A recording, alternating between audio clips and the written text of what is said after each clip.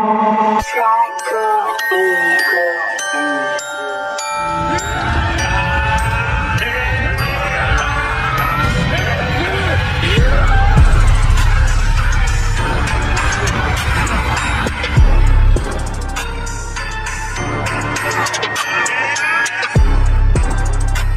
guys, here with a new video for the channel. I hope you like it, and if you like it, don't forget to leave your powerful like Supreme God level, comment, and subscribe.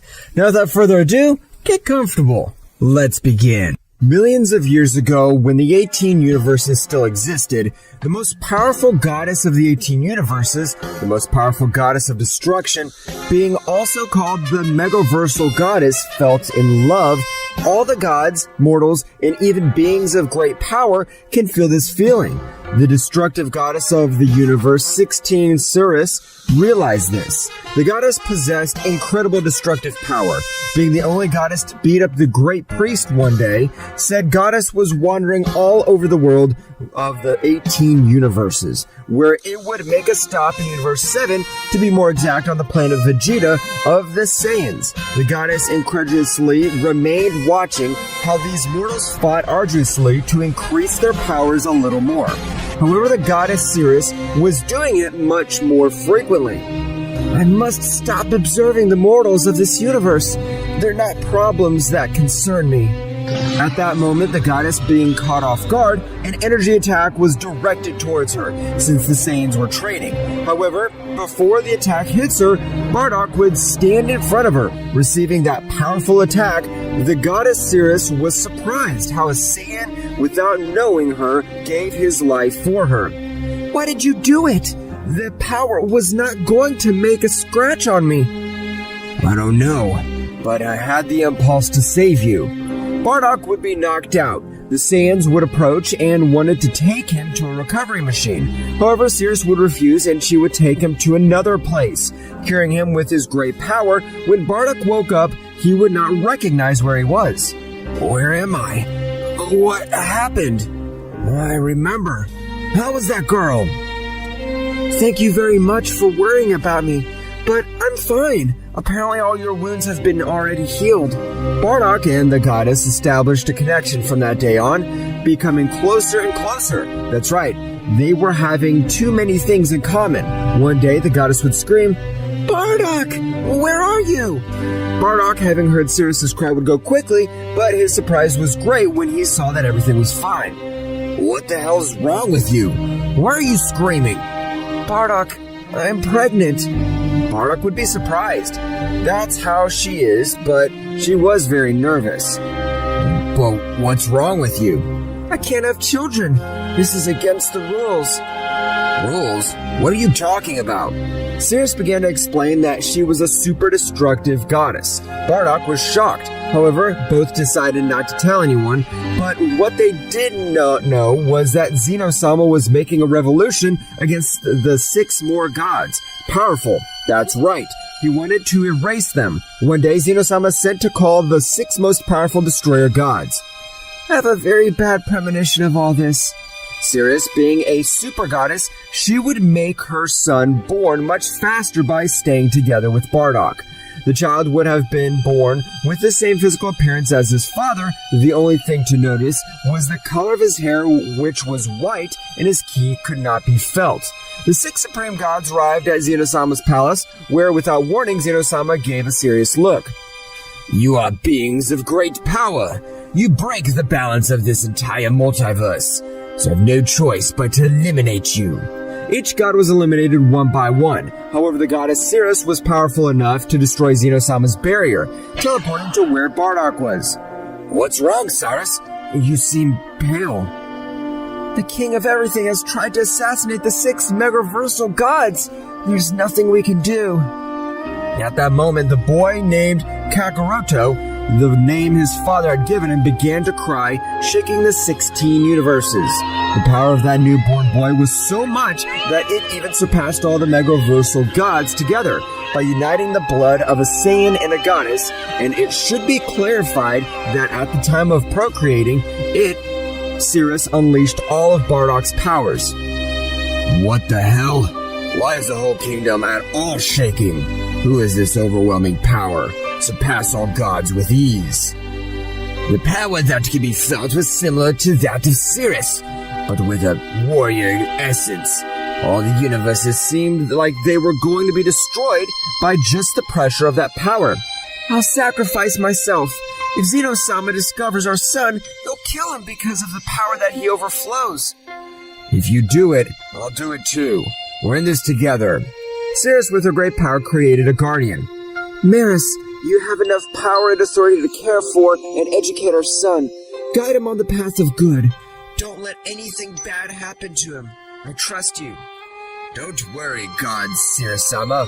Leave it in my hands. Sirius and Bardock were quickly teleported to an inhospitable planet outside the 18 universes, where both began to increase their powers in an overwhelming way, overshadowing the power felt by the little Kakarot. Their parents, knowing that they just had to attract attention, used a lot more power than their bodies were used to. That is the power of Sirius, but she is accompanied by another great power. Who could that be? Zeno-sama, along with Daishaken and the other 12 gods of destruction, headed towards the inopportune planet. Wow, so you're with the Saiyan, but you should know that they were stripped of their divine power millions of years ago. They can't do anything against us.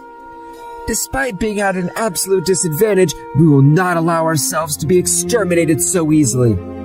That's right, Bardock and Sirius launched the attack, knocking out all the gods of destruction. However, before everything got out of hand, the king of everything, Zeno-sama, decided to transform.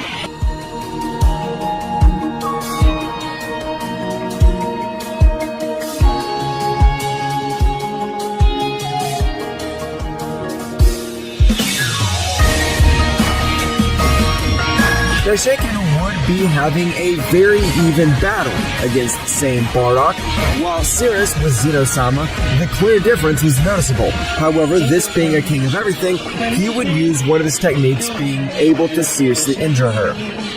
This is your end. If at least it was easy to manipulate you, none of this would have happened. Zeno-sama had eliminated Sirius by making her disappear, her soul not going to hell or paradise. At that moment, Zeno-sama would do the same with Bardock. You must train more, Dai. How could a simple Saiyan put you in these troubles?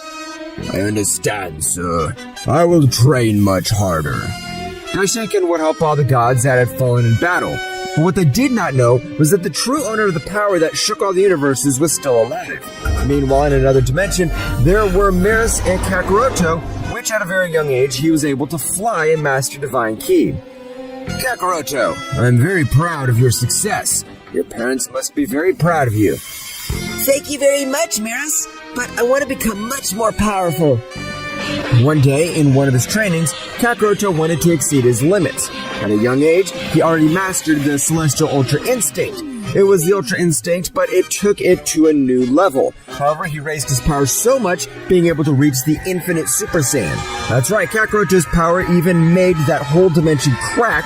Maris, with his great power, would seal said place, because if a little of that power was perceived, they would be in great trouble. Kakarot would have an intimidating appearance, but at any moment, he would fall out of action due to his excess power. I can't believe how this child has so much power. A few years have passed. Kakarot was already an adult, where he already dominated his power perfectly and wanted to know about his race. Maris, what happened to my race? Maris would begin to investigate with his staff. The Saiyan race is found in universes 6 and 7. In Universe 6, they became extinct due to an absurd war, and in Universe 7, the planet Vegeta was destroyed by a guy called Frieza. Are there any survivors? That's right. There are 3 survivors. Prince Vegeta, a Saiyan named Nappa, and Raditz, who is his half-brother. Kakarot would be surprised to learn that he had a half-brother. I'm going to visit them. I want to know how much more about my origin. It's okay, Kakarot-sama. Just don't get any trouble, please. Don't worry, Maris. I know it's not time for revenge yet. I'll make the king bastards pay in full, but let them enjoy it while they can. Kakarot would transport to where the Saiyans were, which were on the planet Namek. Kakarot would arrive on the planet of Namek and would observe how Frieza was torturing and humiliating the 3 Saiyans. Who are you? Are you another Saiyan? face, that hair. Are you Kakarot? I have searched for you throughout the universe. That was my father's last wish. So, you're my brother, but you're very weak. You're nothing more than a simple worm. I don't know who the hell you are, but if the four of us unite, we can exterminate the Frieza. Damn, he's afraid of the power of the Saiyans together. I can take care of this damn clown alone. What did you say, you damn monkey? You heard me. It doesn't matter if you're immortal or not. I can exterminate even beings that have eternal life. Everyone was surprised, even Frieza. If you brag so much, let me fulfill that wish and then we'll see if you can finish me off. Okay, make your wish. Frieza would begin to torture a Namkin so that he would ask for Frieza's wish. However, Kakarot, being the son of a goddess, had enough knowledge. Kakarot would begin to speak in the Namkin language for the great dragon to appear. They have gathered the 7 Dragon Balls. What is your wish? I wish you make Frieza immortal. All the Saiyans began to tremble. Are you an idiot? How do you think of making that wish? Thank you, Dad Monkey, but now you're no use to me anymore. Die! Frieza would throw a large sphere of ki towards all the Saiyans. Kakarot would stand in front of everyone, and only with his aura would he be able to make all that attack disappear. Even if you didn't attack us, I was going to end your miserable life, because you destroyed my planet. Frieza, witnessing that this Saiyan was not so weak, decided to go into his last form. Frieza decided to go seriously against that Saiyan. However, his body warned him not to attack, but the evil Emperor would not pay attention to the warnings that his body gave him. He had hit Kakarot with a strong blow to the face, which he did not even make him move an inch. Is that all? You really just wasted my time. Kakarot would take a single look when making Frieza unable to move. But what the hell? How do you have so much power? Who are you? I'm the son of a Super Saiyan God Bardock and the Super Destroyer Goddess Cirrus. What? Are you the son of a destructive goddess? And now I understand why you're so powerful. It's time that you die! Total elimination! Kakarot had so much power that with just one look, he was able to eliminate any warrior. The Saiyans who had witnessed such power of Kakarot were surprised. These spheres are no use to me. I have to look for the Super Dragon Balls. Where are they? I know. I'll go to the whole kingdom to pay them a visit. Before the Saiyans could say anything, Kakarot would disappear from that place. That's right, Kakarot had reached the realm of everything. Kakarot had reached the king's palace of everything. Everyone who was in that palace felt like a new being had arrived. Who is the bastard that comes to my palace without authorization? We don't know, great king of everything, but today will be the day of his death. Go and bring that damned bastard before me. I'll execute him myself. It won't be necessary. He has already arrived at this palace. At that moment, a guy appeared in front of all of them, surprising Zeno-sama and Daishinken. The guy who was with Cirrus 20 years ago. No, I'm wrong. That guy's ki was half god and half Saiyan. This guy's ki is completely the power of a god. Who the hell are you? What's more, what are you doing in my palace? That'll cost you your life. Zeno-sama could raise his hands with the intention of erasing son Kakarot. However, Kakarot would give a loud cry. I only came here to see if you could provide information about the Super Dragon Balls that fulfill any wish. This is impossible. It's like nothing. After surviving the attack to erase the king completely, who the hell is this guy? What has happened? How is it possible that he could have not erased it? No one could answer his question, where a little annoying Kakarot could raise his power a little. You are the most powerful beings in the kingdom of everything. At that moment, Kakarot would say to himself, no, they're not the most powerful. I can feel like they are 7 beings of even greater power. If they'll attack me together, it'd be a problem. Negoshin, Daikenshin, attack! Don't let that bastard live. Mikoshin Daishinken launched into the attack, where at that moment, Kakarot seemed to not have moved. However, he dodged their attacks with surprising precision, and a strong blow would leave Daishinken very badly injured, on the contrary of Mikoshin, who wouldn't hit her. I can't believe that a goddess as powerful and beautiful as you followed the orders of this damn clown. Let's not fight, because if we do, our fist bumps will make those 7 beings of great power wake up. Both you and I will have a hard time, very bad. This guy has an ability to sense the key of another world. He has the ability to raise the gods of death that would have sealed in his place. Mikoshin decreased her ki. That's right, she felt that having a battle with that god was too risky. Who are you? Why can't I feel a bit of curious ki inside you? I'm the son of Saiyan god Bardock and the supreme goddess of destruction, Cirrus. Everyone was surprised what Kakarot said. If you know that Cirrus was the enemy of the gods because she is so powerful, by revealing to us that you're her son, you're digging your grave. If you think that for fear of you, I will deny my parents. You're very wrong. I know you killed them, but now that doesn't matter to me. What's more, do you want to fight me, Koshin? You know what our battle could bring. The spheres you speak of are scattered throughout the universes 6 and 7. Look for one of the destroyer gods of those universes and ask them to help you. No, damn it! That bastard wants the spheres to revive Cirrus. Zeno-sama would use his erase ability again, but again it would be in vain. Kakarot's power was much higher than the king of everything. Kakarot transported in front of Zeno-sama, taking him by the neck. I know my parents died because of you, but now I have the power to kill you whenever I want. If I don't do it now, it's because I don't like to. But you're not the most powerful being, and you're not capable of erasing everything either. What is around you? Kakarot giving him a big blow, leaving the king completely lying on the ground, very badly injured. Daishinken was going to attack when he observed how that guy had offended the great Zeno-sama, but Mikoshin, being the most powerful in that place, would stop him. Let him go! The power of that god is on another level. Even fighting together, I don't know if we could defeat him. Kakarot would leave the king completely, heading to the planet of the destroyer god Beerus. Kakarot, being a superior god, would arrive in a few minutes, where he would be received by the guardian angel of Beerus. Yes? What is he offering? Mikoshin sent me to the destroyer god of this universe. She mentioned that you could help me gather the Super Dragon Balls. The great Mikoshin-sama. I understand. Right now, I wake up Lord Beerus. Whis would go quickly to wake up Beerus, who would get up in a bad mood. What the hell do you want, Whis? I don't remember giving you the order to wake you up.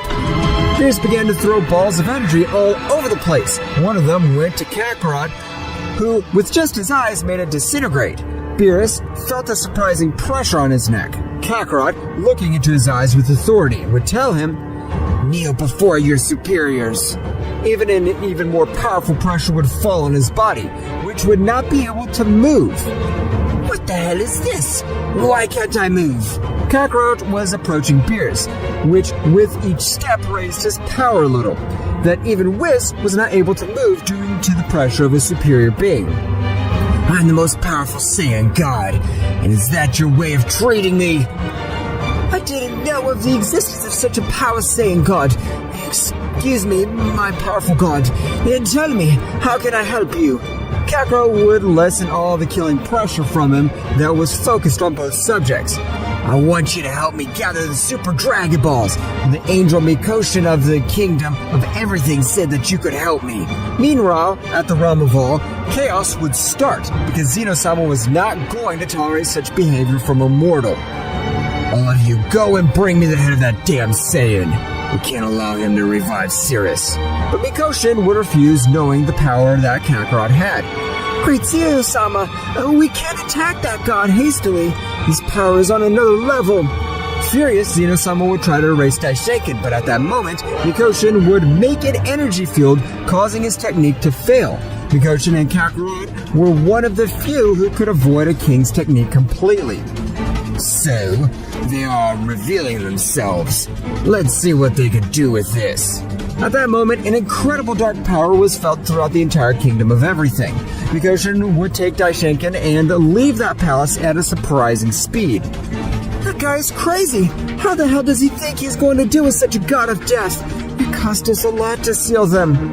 Sister, where are we going? To Universe 7. We must ally with Kakarot. Going back to the planet of Beerus, Kakarot would get serious. I didn't think you'd be so stupid, Mikoshin. Even if you come with Daishinken, clown, they wouldn't be able to defeat me. Whis and Beerus were surprised to hear how the Saiyan expressed himself about the most powerful beings in the Kingdom of Everything. Great Kakarot is correct. His power is immense, but against Daishinken, Zeno-sama, and Mikoshin, he still lacks much more power to face them. Kakarot would start laughing. A few moments ago, I just came from the Kingdom of Everything, beating up the weakling Daishinken, along with that dwarf of the King of Everything. Whis and Beerus were surprised by what Kakarot said. I can't believe it! Such a powerful god in my humble planet. At that moment, Mikoshin would arrive along with Daishinken. I never thought that he would be so stupid, Mikoshin. I'm going to kill you! They're not here to fight! The king has completely gone mad. He could not tolerate your bad behavior and has decided to invoke one of the gods of death. So I couldn't live with his failure. I see. No, Kakaroto, this is bad. In the past, even the supreme gods found it difficult to fight with them. Even your mother, Cirrus. With his mother being Cirrus and his father Saiyan, because of that, has so much power. He has Saiyan power and destructive power. So the union of both beings creates a powerful warrior enough to have the power to even humiliate a king altogether. In the realm of everything, a subject had appeared. Finally, fresh air. So long. I have already fulfilled a part of my deal. Now I want you to finish with that Saiyan and the traitors of Daishinken and Mikoshin. My guardians will also go with you. It's not necessary, but it's okay. I'll finish off those damned. I won't leave a trace of them. Especially the Mikoshin bastards, since millions of years ago, because of her damn fault, I was sealed. Akuma, along with his guardians, were heading across the universe at incredible speed, arriving in a very short time. So, here are all the damned ones that I have to eliminate. Akuma would fix his gaze on the Saiyan. You cursed have the essence of the cursed Cirrus. She, together with the cursed Mikoshin, were able to seal me, but I would be like them to be here now. My power has increased, I'll tear them both to pieces together.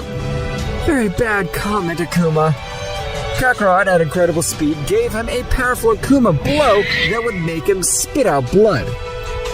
Priests have already offended the king a lot.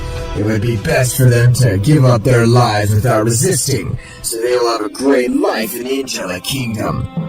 If you are so faithful and loyal to that damn selfish dwarf, go to the angelic king in our place. We do not want to do it. That's right, Mikoshin ended the lives of both guardians in a few minutes. Mikoshin-sama is amazing, but eliminating the guardians will arouse the wrath of the three ultimate guardians. I'm glad to have that goddess on my side. How fierce she is. Kakarot and Akuma would continue exchanging multiple blows. That's right, neither of them looked outmatched, so there was no clear winner to be seen. At that moment, Akuma gave Kakarot a strong blow, which stopped him with one hand. I hope this planet is resilient and doesn't explode under my power, although it's not my problem. It is a small planet, but it's very resistant. Kakarot began to increase his power in an incredible way, making the entire Universe 7 shake with such incredible power. Akuma was a bit surprised by the power the guy emanated. Who are you? Why is your power supreme? That's none of your business, but you dared to insult my mother, and this is paid with for your death. Kakarot began to slaughter the god of death Akuma, who was no longer a match for Kakarot. I can't believe the power he really has is being practically infinite power. It seems that his power has no limit. It's impossible. I can't believe what I'm seeing. That bastard's playing with the god of death. Now I'm sending the 7 remaining gods. Let's see what he could do against all of them together. Zeno-sama would begin to make a deal with the gods of death, returning to the planet of Beerus. Kakarot had tired of humiliating the god Akuma. I'll give you a quick death. Kakarot looked at the god, and he started to scream. That's right, Kakarot had disintegrated him. Kakarot, you're so very powerful. I didn't think you could beat him so easily. But at that moment, if a tremor shook all of the universe, and even the planet of Beerus that was very resistant, being to be destroyed by such bestial power that was approaching. The powerful planet of the Destroyer God Beerus was being destroyed due to a power that even made all the Destroyer Gods tremble. The only ones who could stand up were Mikoshin and Kakarot. Being the most powerful, they could withstand a little more pressure. However, after a few minutes, Mikoshin would also fall to his knees. Kakarot, realizing this, would create a powerful energy field, making everyone else recover a little. Get away from here! It is best to go to a place that you consider safe, since the battle that is coming. I don't know if I'm going to be able to win. Aren't you afraid? Now we can escape. Don't stay to die. Fear is something normal. From what I can feel, it is the being that is approaching, the leader of the gods of death, since he has a power that is difficult to understand. At that moment, a sphere of ki was heading towards all of them with incredible speed. But Kakarot would face that great attack, and with a powerful blow, he would disintegrate it. Apparently, you're very anxious to die, damn. Come, and I'll make you feel the true insect terror. Apparently, a Saiyan thinks he's capable of facing me. Don't make me laugh. They won't be able to scratch me even if they all unite against me. So that's what you think. Let's see what you think of this! Kakarot began to increase his power in an overwhelming way, managing to transform into the powerful Phase 3 Ultra Instinct. The power that this gave off made the entire multiverse tremble. Kakarot, without saying a word, would launch into the attack. At that moment, with the flash of their fists, the planet of Beerus would explode to pieces. The planet of the God of Destruction did not support a single impact from those two guys. Tsuyokomi would give a powerful blow to Kakarot, making him spit blood. However, Kakarot would not be left behind. You have great power in your punches, but I'm not a failure. Divine Punishing Punch! A strong blow would hit him in the face of the god, making him fall in front of the barrier where Mikoshin and the others were safe. At the moment they exchanged glances, Mikoshin and Daishaken were surprised. His sister, the god of death, is Sakumi, our older brother. But what happened to him because he has all those wounds on his face? I don't know, but apparently the power of a god of death is disintegrating him from afar. The god who loved life became a god of death. I can't believe this. So, you're also the brother of Mikoshin and Daishaken's bastard. But your ki is absolute evil. What happened to you? I don't remember my past that much, but I used to call those two scumbags brothers. Must end all family ties since those only make me pathetic. Tsuyokomi launched himself towards the barrier, giving it a strong blow. However, he would not be able to cross it. The barrier had a large part of the power of Kakarot. Witnessing this, he would stand in front of it, since his barrier achieved to withstand the attack. However, it had decreased to 75% of its hardiness. Kakarot and Tsuyokomi began to exchange blows at an extremely incredible speed. The power that Tsuyokomi displayed was incredible. Kakarot, the Saiyan, who was born with the transformation of the Super Saiyan Infinity, was not far behind in the same way. He did not use said transformation because his energy drain was immense, and he could only access it for 25 seconds. From one moment to the next, Tsuyokomi began to take the lead in the battle, giving very good blows to Kakarot, which would fall to the ground very badly injured. He was seriously injured. At that moment, his whole body began to release smoke. Due to that, he was regenerating at an incredible speed. What the hell? He's never been hurt. What the hell am I? Why am I the only Saiyan with this incredible power? Apparently you have an excellent regeneration, but said regeneration must have a limit. You'll be my punching bag until I get bored. That's right, Tsuyokomi began to take the battle much more seriously, being able to give Kakarot some good blows because his speed would have multiplied 100 times. At that moment, Mikoshin would gather his courage by leaving the barrier that Kakarot had put. Mikoshin would increase his power to the limit by launching himself to attack. However, this was thrown to the ground only with the pressure of Tsuyokomi's ki. What are you supposed to do, rubbish? Your power is not even close to comparing to mine, so you better stay away from this place. On second thought, I better kill you now. Tsuyokomi would teleport in front of Mikoshin and charged a powerful blow, with which he intended to end the angel's life. However, at that precise moment, Kakarot would stand in front of him, receiving such a brutal blow, Kakarot would spit out blood. "What have you done? Why did you let him kill me?" "I promised to protect you, and I'll keep my word. You go away from here!" Tsuyokomi, the god who refused to destroy a planet because there were innocent beings. Tell me, what happened to you? We thought you were dead. As you can see, I never died. You, the beings I love the most and for whom I gave my life, left me with the gods of death. At that moment, Daishinkan would get into the conversation. "We never abandoned you, brother, but we thought you were dead. Both Mikoshin and Cirrus and I were facing the rest of the gods of death. We couldn't do anything." Now I don't care about his excuses. The only thing I know is that thanks to that, I was able to surpass all my powers, since I've mastered all the negative power of a god of death. Tsuyokomi increased his power even more. This time, the 12 universes were shaking, and planets in all of them were being destroyed by the simple pressure of his ki. There's no point in trying to reason with him. Apparently he has a very blurry past, or someone is controlling him.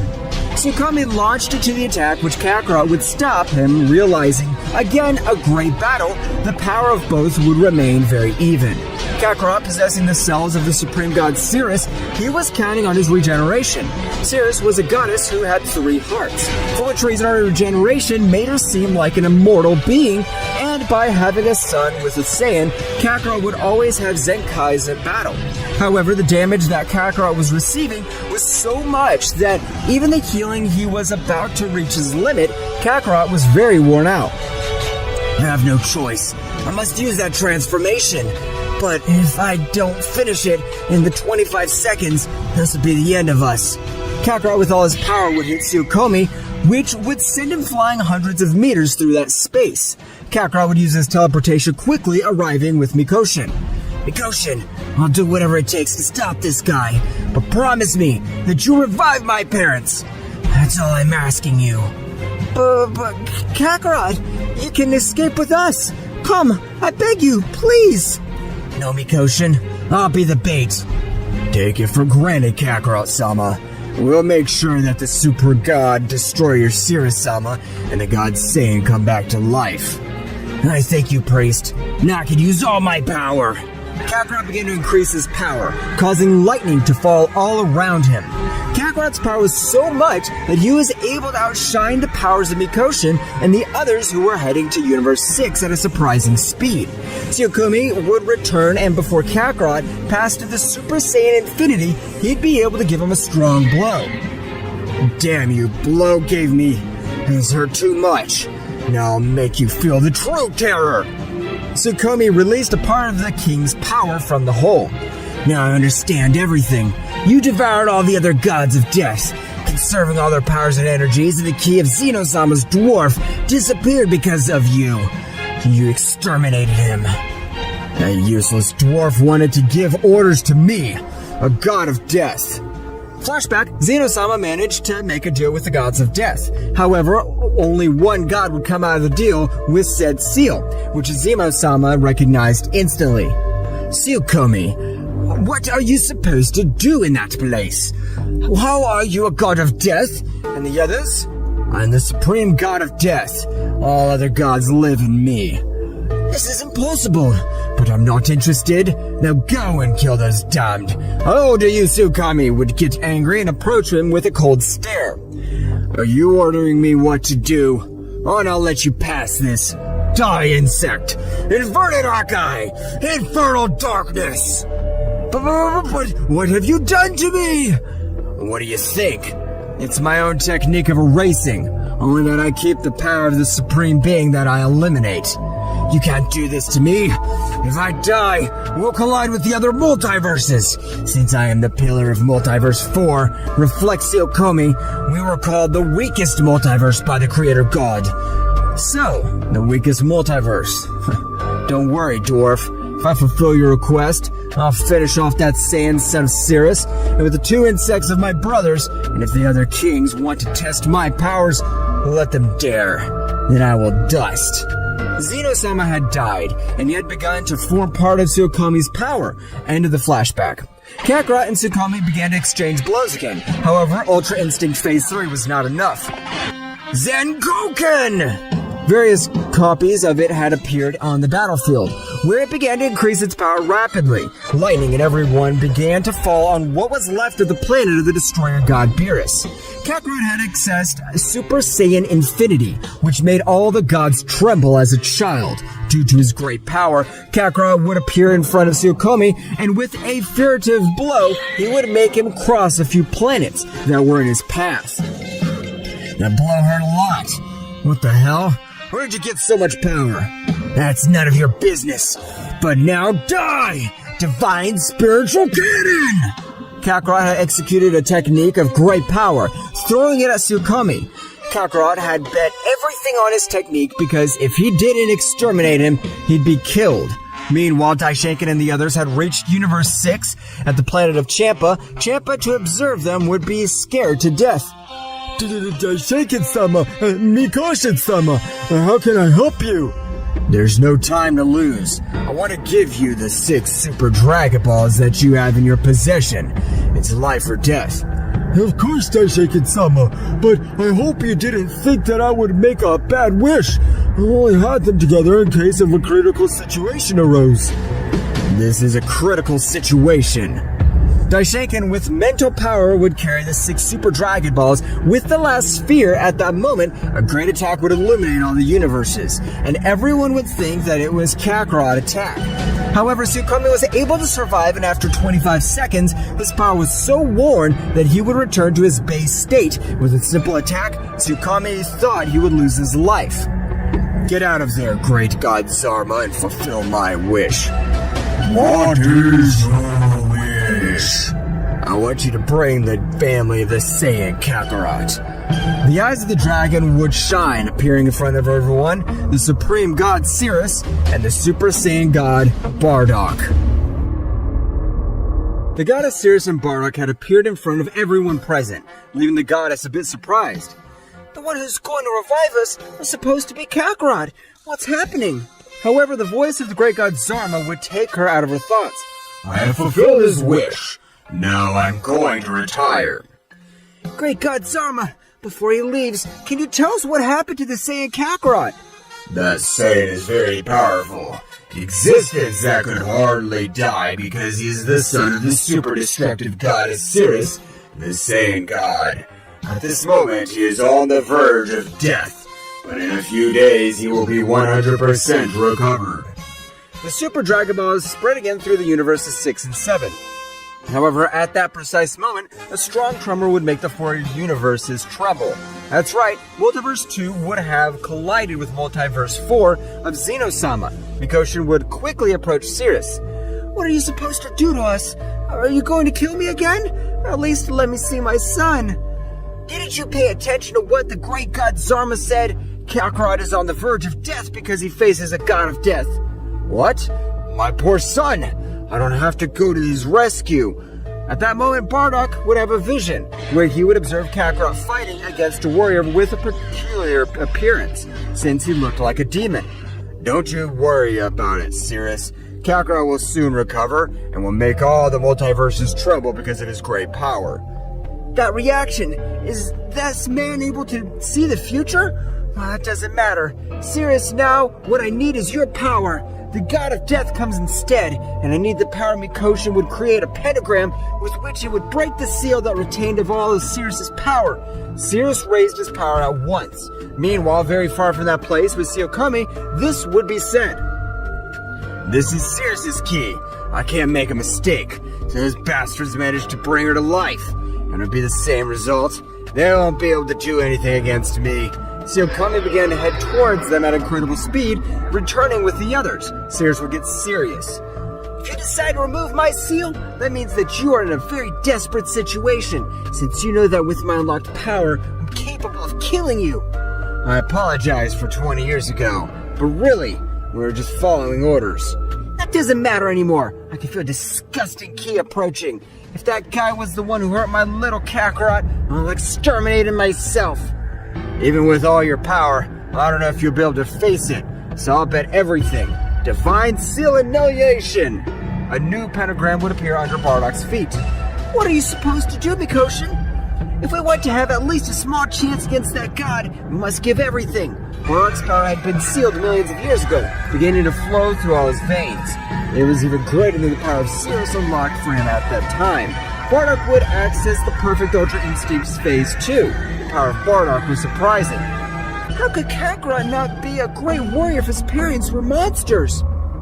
At that moment, Zeno-sama would arrive where all of them were. Sirius would look at him with a very serious look. Sirius's gaze would make even that god of death shudder a little, because Sirius in the past was much more powerful than him. Apparently, Sirius has come back to life. What do you think if you join me and together we all end this trouble? I would never do that. Since you dared to hurt my son Kakarot, I'll never forgive you. I know you would say something similar, but I didn't hurt him. I'd say it must be in the other world at that moment. Zeno-sama's words would make Sirius explode with rage, launching herself into the attack at a speed that no one was able to see. Only Bardock and Zeno-sama himself, the clashes of the fists would make everything around them tremble. The universe itself was affected by such power. Meanwhile, Kakarot's sphere of energy had fallen into Multiverse 2, where a subject would find it. The king of everything, Akio. Apparently this guy is dead because of his heart is missing. Okay, Lucid. Reduce it to atoms and return immediately. We must be the first to attack in this war and position ourselves as the strongest multiverse. Lucio would charge a large sphere of destruction energy, throwing it at Kakarot. However, before it collided with him, Kakarot would regain consciousness, being able to dodge such a powerful attack. What the hell is wrong with you? Why do you even attack me if you know I can't defend myself? I'll never forgive you for this, even if you beg me. What an interesting guy. You didn't have the heart, and miraculously you managed to dodge my attack. And if that's not enough, your heart has grown again.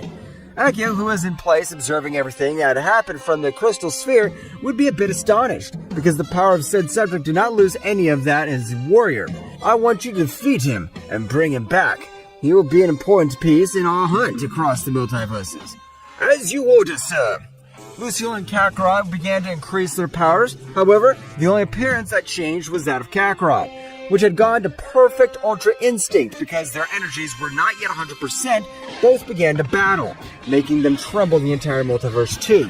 Meanwhile, in the place of the entire Multiverse 3 was the queen of the entire TOW, who was a bit upset because Akio had already started her conquest. Damn, Akio has already sent his warrior to end some multiverse. Apparently, he's the only king of everything who wants war, and everything to show everyone that he is the strongest multiverse. Damn, Zeno-sama, this is all your fault. When he died, the imbalance was lost. Returning to Multiverse 2, both warriors were very even, making use of a large part of their powers. However, it could be clearly seen how Lucio was the only one playing with Kakarot, which landed death attacks because of him.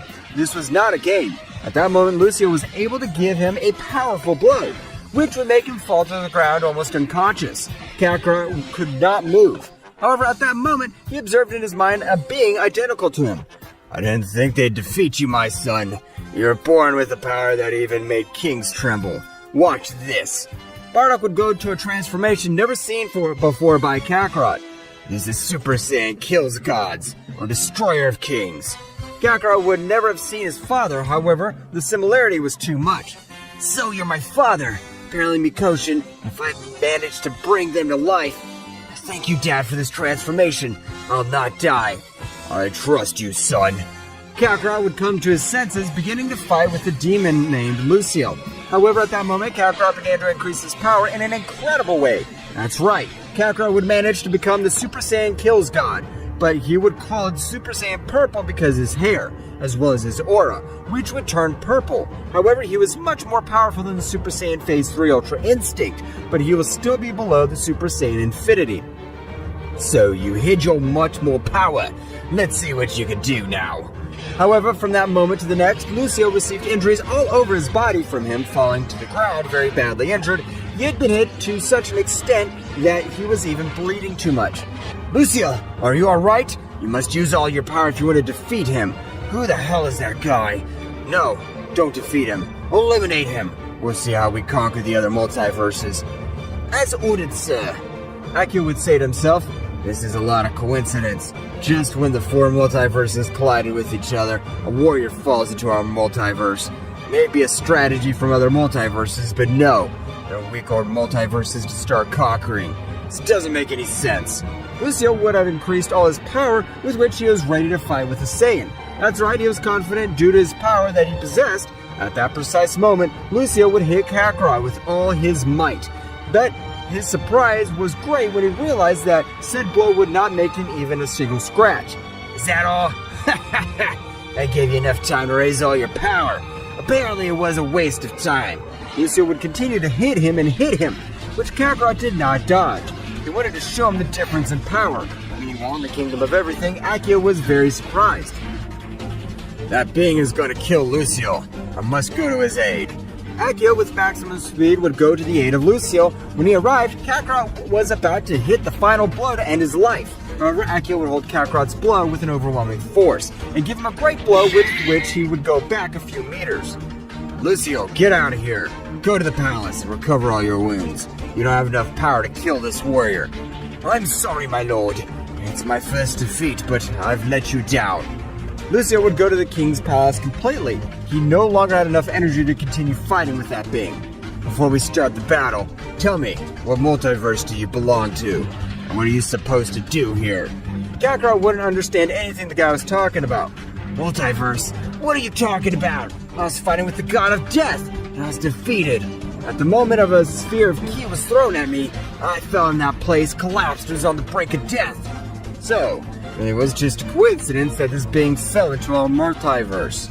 Akio, at a speed that even Kakarot was not able to see anything, would give him some strong blows, which almost made him lose his transformation. However, Kakarot would not be left behind, launching himself to attack in the same way, but a key barrier covered the entire space bodyguard of the god.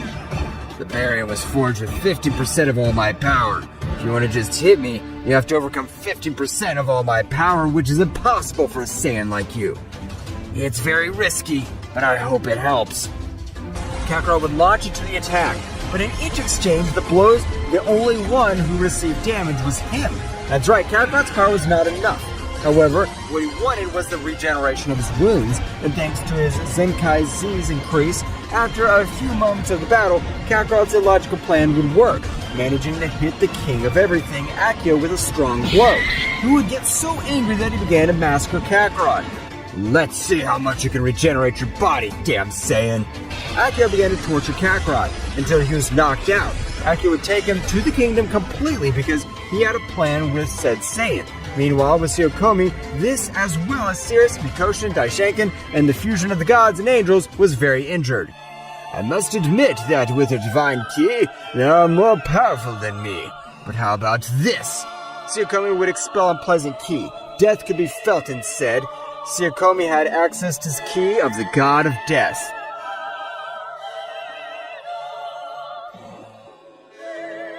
Tsuyokomi began to expel unpleasant and disgusting ki from his entire body.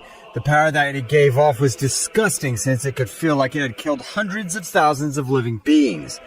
How can you be so proud to possess that Tsuyokomi ki? You are an admirable being. Now the only thing you give me is contempt.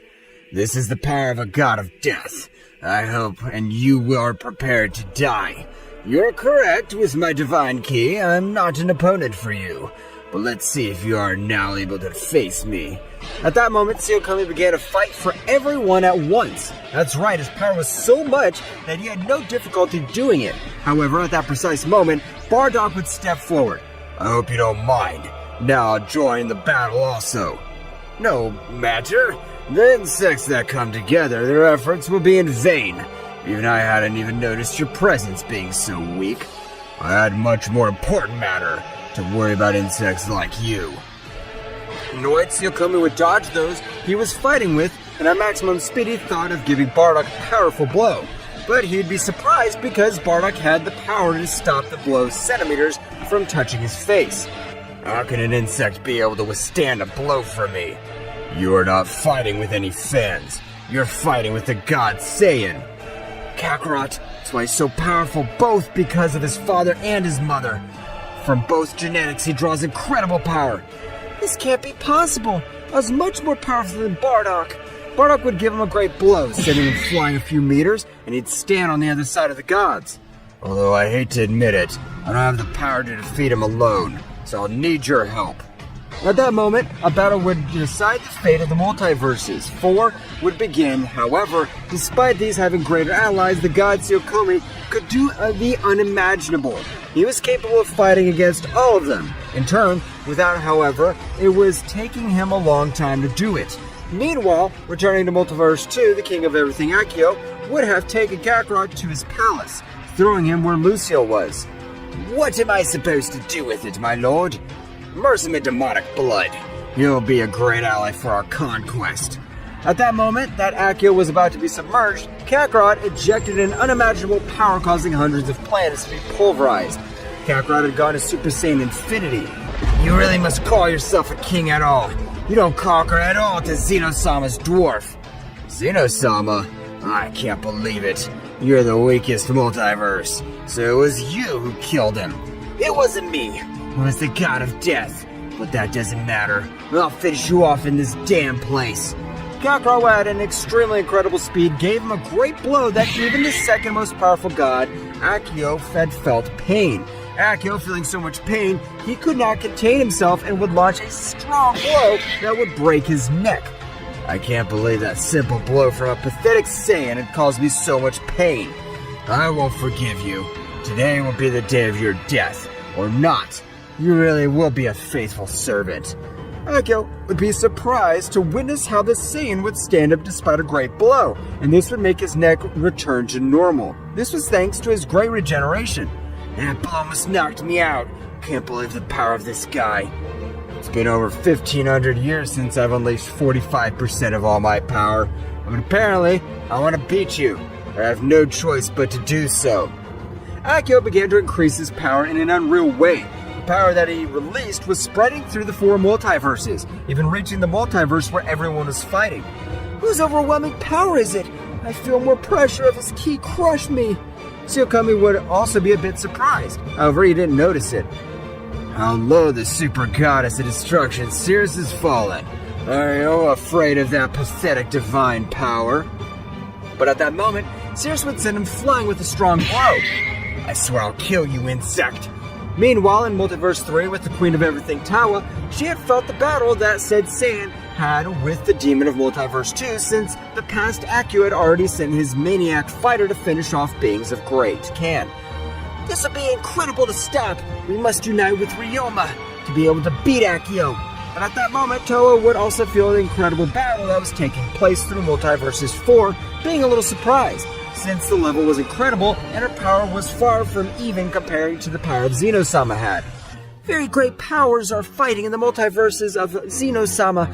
I believed that battle. What I know is that one of the that was present of the death of Zeno-sama. Because of him, we're involved in this problem. I'll kill him. Tawa began to go to Multiverse 4 at a surprising speed. It wouldn't take her long to arrive, being able to observe how the fusion of angels, the fusion of a god and an angel, and the most incredible guardians of everything and the Saiyans fighting against a being that gave off a disgusting aura. At that moment, Sirius would give Tsuyokomi a powerful blow, sending him flying. However, no matter how much they hurt him, he came back with much more desire to fight. The power of the gods of death was regenerating him. Sirius would arrive with Toa. Who are you? I can feel a quality of your aura. My name is Tawa, and I am the queen of everything of the Multiverse 3. All the multiverses collapsed due to the death of Zeno-sama. We know, and that guy in front of you is responsible for the death of Zeno-sama. A furious Toa would lunge at him, but unlike the others, Toa's blows were so brutal that they would make even a god of death power be a bit overwhelmed. Who the fuck are you? No, I'll not forgive you. I'll use 75% of the power of the gods of death. Everyone was surprised to think that he was already using his full power.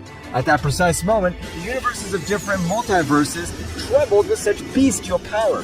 Your ki is disgusting. Right now, I will end your life. Tsuyokomi, when he finished increasing his power, would launch himself into the queen of all, Tawa, giving a great battle. However, when they exchanged blows, Tawa would communicate with everyone mentally. The Saiyan subject, I can feel that he is the most powerful of all. Charge your most powerful attack. I'll hold him. Only then we can kill this subject. Please don't kill him. He's my dear brother. He was just a victim of the gods of death. Sears would leave Mikoshin out of action alongside Daishinken. Tao would continue to have a great battle with Tsuyokomi. However, the more he continued, the more he would take the lead with Tsuyokomi. He was getting used to the Queen's style completely, and from one moment to the next, he was able to give him the first effective blow, sending to a planet, causing it to be destroyed with the impact. Tao would get up, and at great speed, he would connect a great blow. I have no alternative. Heavenly Cut Key Destruction!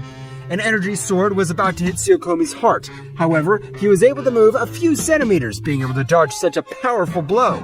But the attack still had caused him too much pain. A scream would resound through the multiverse. Ha! Curse your key sword! It damaged several veins that connected with my death energy. Now I only have Divine Ki left. Tsuyokomi would pass to his Divine Ki. However, in the same way, his ki was worn, and Bardock had already finished forming his incredible attack. At that moment, Bardock would launch into an opposing attack, which Tsuyokomi was about to dodge. Absolute Divine Paralysis! Tsuyokomi would stay in the same place, being hit by such power, going out all over the universe. Bardock would retransform, but when everyone thought that everything was over, a key that even exceeded that of a god of death would appear. The castles of all the kings were shaking. Some of them were even destroyed, except for the castle of Multiverse 1. This is impressive. Who gives off so much power? His power is so much that even a single blow would be able to finish off all kings, except for the second most powerful.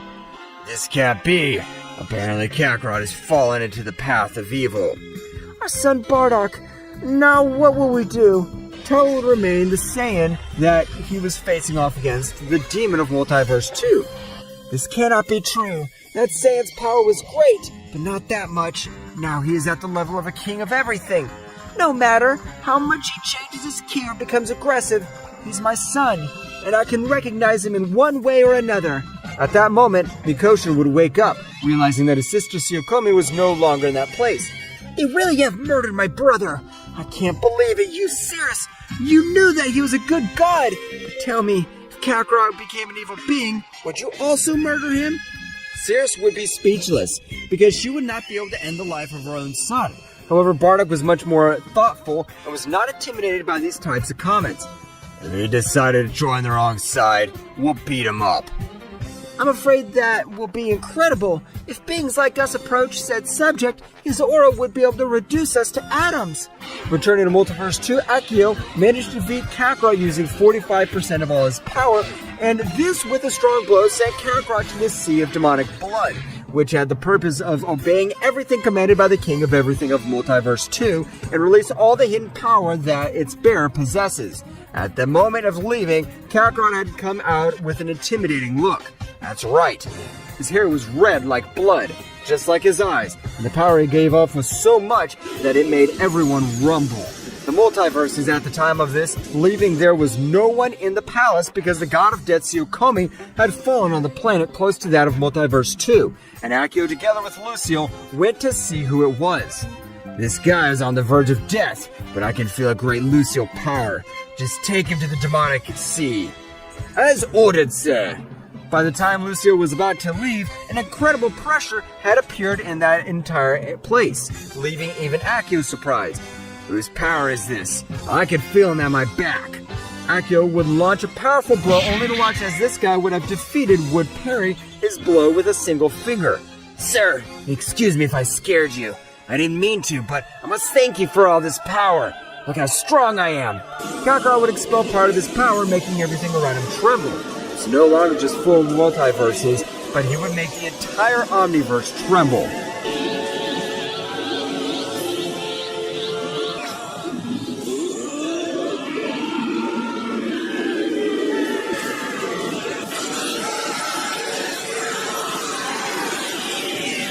Kakarot would have made 4 multiverses shudder. Kakarot's power would have been so much that the 4 kings had all felt the extremely impressive power. At that moment, Lucio was going with this.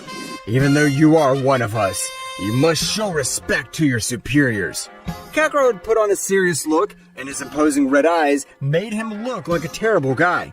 If I before didn't have this great power, I was able to almost kill you. Don't speak to me in that tone again, or next time there won't even be ashes of you left. Kakarot released an even more surprising pressure, which would make Lucio drop to his knees, and he wouldn't breathe. Even Akio would be a little nervous, however, a moment later he would laugh out loud. I can tell that your power is extremely incredible. You're almost at my level. If I didn't trust the demonic source, I would kill you right now. Now I don't think he's capable of defeating me, but don't worry, my power is only to protect you, Akio-sama. This guy is the god of death that I told you I had faced. His power surpasses even Lucio. If you cure him, we'll have a great ally. Don't ever refer to me again. Lucio did not finish his sentence since Kakarot would return to observe him with a murderous look. I don't give third chances next time. I'll kill you! Akio would be a little surprised because according to Kakarot, he already had enough power to defeat him. Returning to Multiverse 7, Bardock was talking with the Queen of Everything Tawa. What are we supposed to do now? We don't have enough power to defeat Kakarot. We must go as fast as possible with the King of Everything of this multiverse, and since he is the only capable being of facing the Saiyan Kakarot and Akio.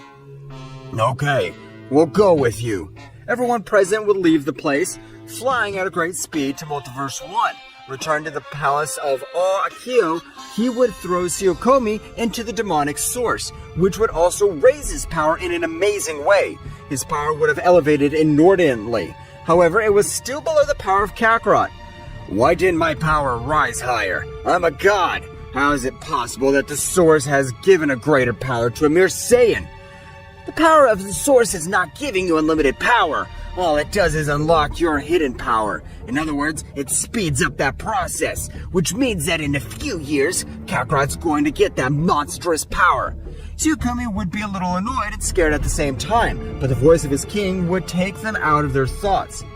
We are really. Today, we'll stop being Multiverse 2. I hope you're ready to face the multiverse. Everyone would not. The King of Everything with the dimensional portal would reach Multiverse 1 in a few seconds. When he arrived, a very beautiful girl was at the door, like the High Priestess. Long time no see, Naomi. I hope you're both ready, since today, his reign ends here.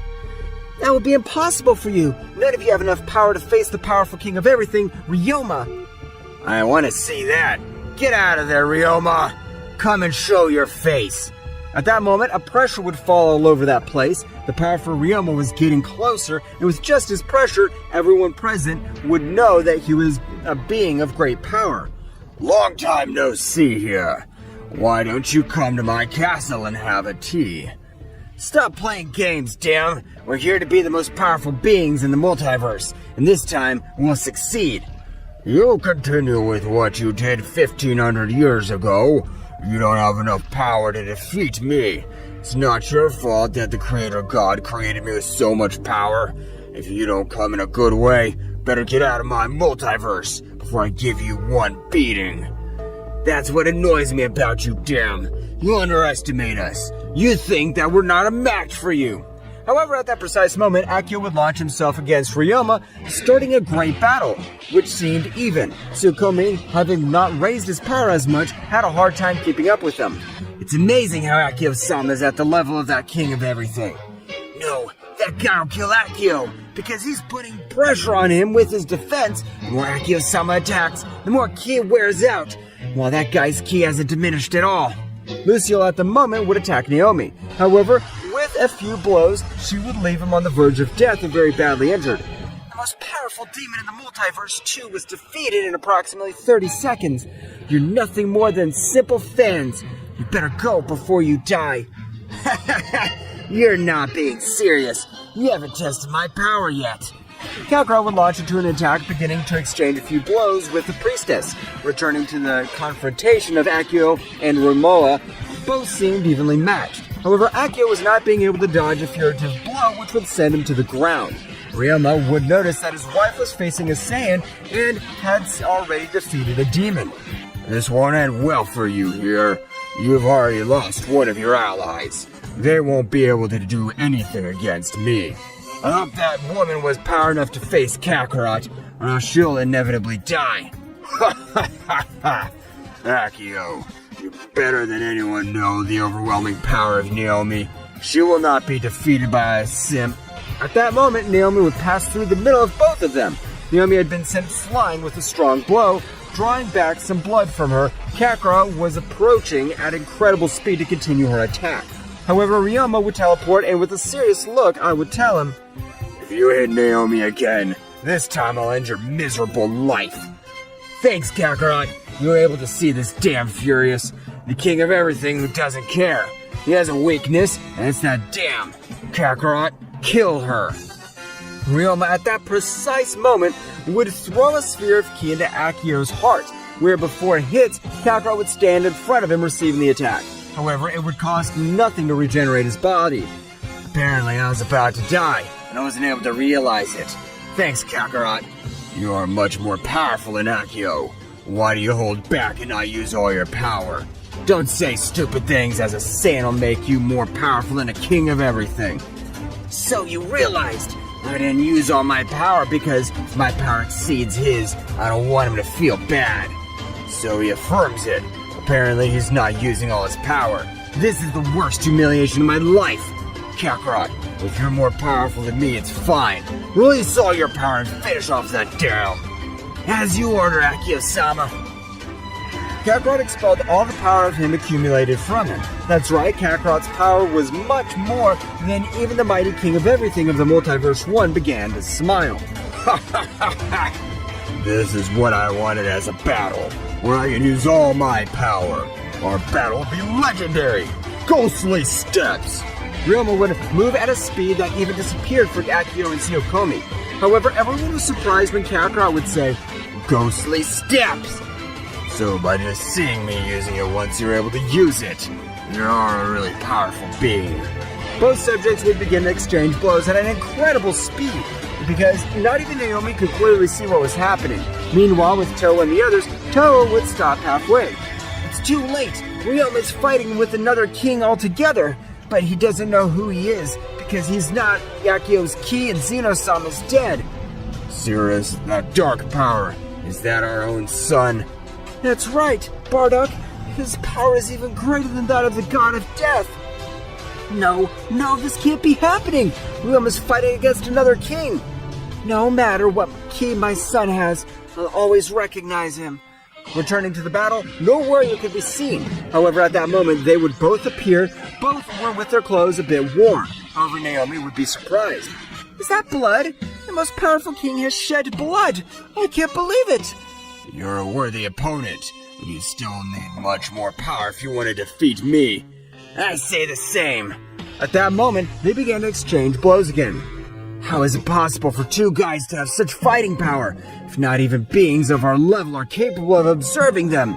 Someone who logically was not Tsuyokomi and is inside his body would say, "Obviously, beings like you can't see anything. Since there are only our containers, they're simple dregs." The battle would continue for a few moments while they exchanged blows. Ryoma would communicate with his Saiyan telepathically. Saiyan, the attack I launched at Akio, I can assure you that it was not to kill him, but to get that evil presence out of him. The hatred that Akio has for me is not normal, so a being is manipulating him. I know you don't believe me, but you must trust me. I believe you, since there are times when Akio-sama doesn't seem to be the same. So what do you have in mind for those guys to show their faces? Both subjects continued to impact their fists. However, they would appear with their ki very worn, and both with holes in their chest that they had been mortally wounded. Naomi was going to help Ryoma, however she would listen in her mind. Don't worry, this Saiyan and I are pretending. We still have all our energies. Pretend what? Obviously, he's the enemy. No, Akio. That god named Tsuyokomi is just being manipulated by an even more powerful existence. Okay, Riviera, I trust you, but please don't die. Akio would approach, both realizing that they were both on the brink of death. Apparently, you're also about to die, Kakarot, but thanks for leaving this damn me like this. Die for me, Kakarot. I'll be the one to give him the final blow. At that moment, Akio would begin to charge a very powerful ki sphere, with which he had planned to end Akio's life. At that moment, when he was about to launch his attack, his power would vanish, lightning falling all over the place. What's wrong with me? Well, does my body hurt a lot? Akio would lose consciousness due to such monstrous power. Of course, it hurts, damn. We have gone through approximately 1,500 years. We almost joined, but thank you. I'll be the one to give you the final blow and receive the blessings of the murderous king. The same would happen with Tsuyokomi. That's right, Achi had abruptly separated from him, also being knocked out. At that moment in which both charged a large sphere of ki and threw it at him, Kakarot and Ryoma would dodge it and both would heal the wound of his body. So you're the ones behind all this. I'll kill you. Because of this miserable fault, Akio-sama always had a full life of resentment and hatred. I'll exterminate them. Kakarot and Akio would raise all the power of him, making some of the closest omniverses shake. Without my original body, I could defeat you.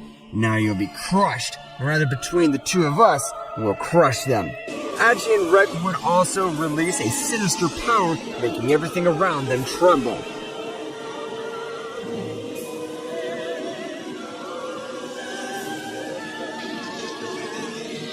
The two gods of death that were in the body of Tsuyokomi and Eiko finally had given the face. That's right, both to realize that Kakarot and the most powerful god Ryoma to be the ones to give the coup de grace. I can't believe it! Really, what Ryo-sama said was the right thing to do. Two beings with much more power than the kings themselves were in his body. I can't forgive them either. Because of them, Akio-sama always sought revenge. Now, I'll annihilate them. I want to see you try it, dirty mortal. Goku at that moment would throw himself against Akachi, while Ryoma would begin to exchange blows with Riek. The battle seemed very even. However, the battle of that four subjects released was incredible. At that moment, Akio managed to regain consciousness and he was furious to know that he was used. I swear I'll kill you, damn it! Akio would start to charge a great energy attack with the intention of throwing it to the beings in front of him. However, at that precise moment, Naomi would approach him. Stop, Akio! With the power you have, you'll only make a fool of yourself. Your power's far away from Ryoma-sama and that Saiyan named Kakarot. Don't tell me what to do. You were used by one of them. I know how you must feel, but you better get your powers back so you can be more use. I'll help you. At that moment, Naomi would create a large sphere of energy, which would enclose Roma, making him recover his powers little by little. That's right, in that energy field, you could feel a quality energy flowing all around him. Meanwhile, with Bardock and Cyrus, both of them were traveling to the multisphere. Both were traveling to Multiverse 1 with the Queen of Everything, Tawa. However, before reaching the Palace of the Kingdom of Everything, a strong explosion would blow everything to pieces. That's right, the power of one of his fists had made this palace of the most powerful king of everything explode into pieces. That is amazing! Never in the history of the 6 multiverses had there never been a fight like this before. That power you feel is Kakarot's. I can't be wrong. He has immense power. He has divine blood and Saiyan blood in his veins. It's not the time to be proud of Kakarot. It's true that he has immense power, but if he becomes evil, he'll finish us all off. I don't think so. Since the Ryoma and Kakarot are teaming up, as far as I can tell, they are fighting with 2 other beings of great power. That's the key of my dear brother Tsuyokomi. Indeed, it seems that 2 guys were staying in the body of the so-called Angel of Death, Tsuyokomi and Akio. That means that the real enemies are those 2 guys that my son Kakarot's fighting with, and the other guy named Roma. That's right! You're correct! Back to the battle, the 4 beings were fighting all over the outer space. However, the gods of death seemed to have the advantage in the battle. Damn! That damn worm's too fast! I never thought anyone could surpass my divine ghostly steps. What happened, Ryoma? Did you run out of energy? I have plenty of energy, but you better run away. Because with that speed, I doubt anyone will be able to catch up with you. Your provocations don't work with me, so that'll be useless. Damn it. If you didn't lose control, I won't have any chance. Since the speed overwhelms me, I have no choice but to give it my all. Ryoma would attack again with much more speed than before, but nothing was effective. Meanwhile, with the combat between Kakarot and Akachi, Goku, no matter how many hits he gave him, Akachi's armor received all the damage without any problem. If this continues like this, I'll lose. It doesn't matter that I have accelerated healing, it's finishing me off little by little. Kakarot and Akachi would continue their battle for a few more moments. At one point in the battle, Kakarot and Ryoma were cornered and both collided back to back. Are you having trouble with your battle, Ryoma? I should be asking you. I'm the king of all that is most powerful. There's no rival worthy of my power. With me, you don't have to pretend. I see how that guy with his speed's putting you in trouble. Do you think we could change opponents? Do you think you could finish the subject that even I wasn't able to beat? Are you underestimating my power, you fucking maggot? Of course not, because I respect your power, and I know that only you could finish with that armor. I tell you that your physical power is far superior than mine. I don't know what your plan is, but I take your word for it. At that moment, both had changed opponents. That's right, Goku would start fighting with Reik and Akachi with Ryoma. This is great, since ending your life means that we have won, since the only thing we need is for the most powerful god to fall. Ryoma would, at that instant, deliver a strong blow, which, with its first impact, was not able to do anything to the armor. I'll tell you the same thing I told that imbecile ape. Your blows are not capable of doing any scratch to my armor, so you better resign yourself. Akachi would direct a blow at him, which Ryoma would easily dodge and give him a second blow in the same place, making a piece of metal fall to the ground. Kakarot, observing this, would say to himself, I knew it! In physical strength, Ryoma surpasses me.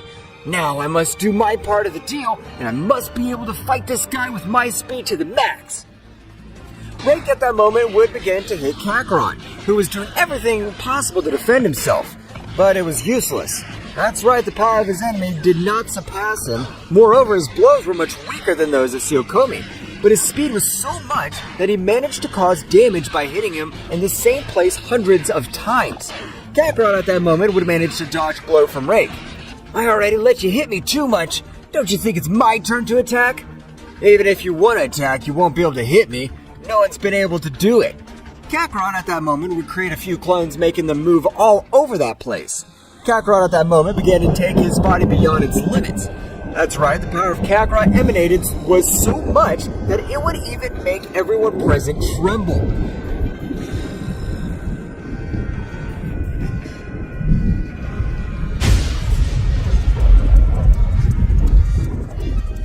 At that moment, Tawa would arrive with all the others to a part of the universe where Akio was with Naomi. Kakarot would observe again, being able to recognize Cirrus and Bardock. So the Clown Daishinka was able to bring them to life. I owe him one. My parents are watching me. I'm forbidden to lose. You can do it. We trust you, son. Kakarot, with the words of his parents, his powers grew in an even more amazing way, leaving Reik surprised by the power he was releasing.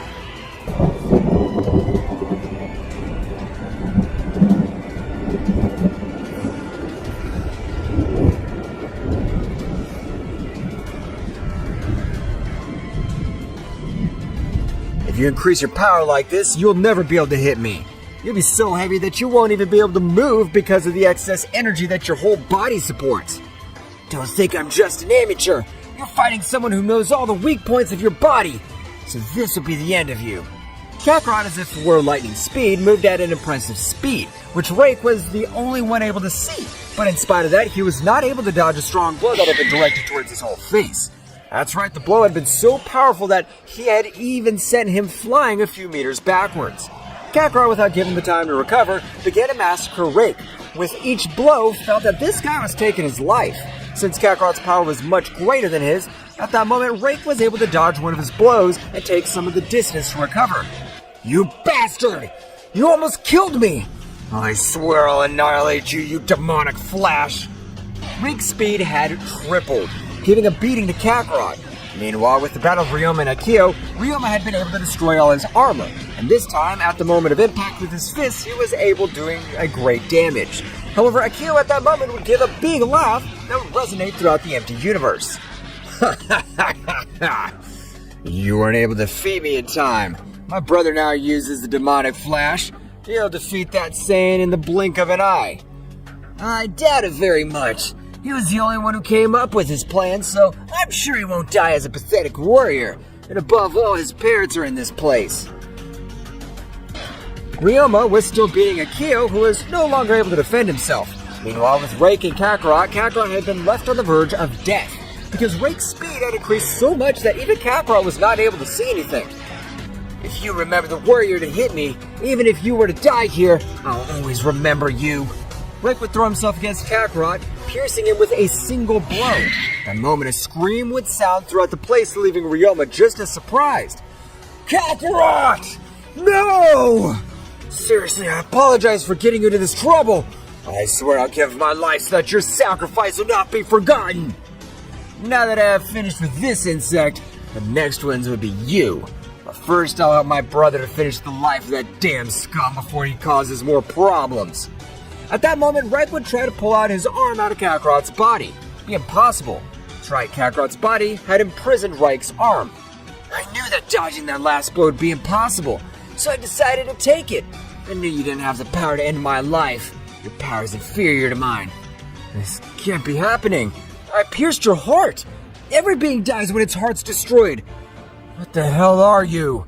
I'm a divine Saiyan who has the fortune of possessing 3 hearts. Rake would be surprised to hear that Kakarot said.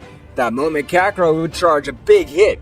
Let's see if you can resist one of my blows at maximum power. Kakarot would deliver his last blow successfully, taking Rake's life at that very moment. Kakarot would fall along with the others. It seems that Ryoma's about to finish with that other nuisance.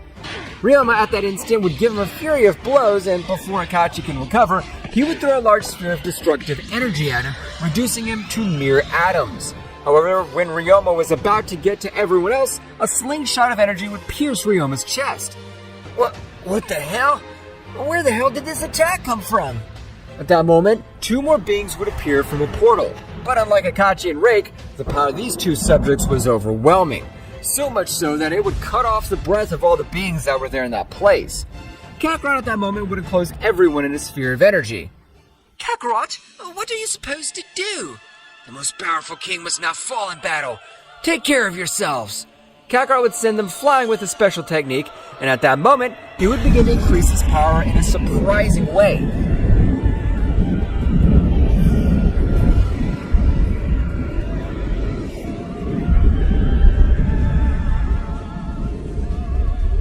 Accessing the infinite Super Saiyan, doling all the ki of his friends. What do you say we see who gets to hell faster?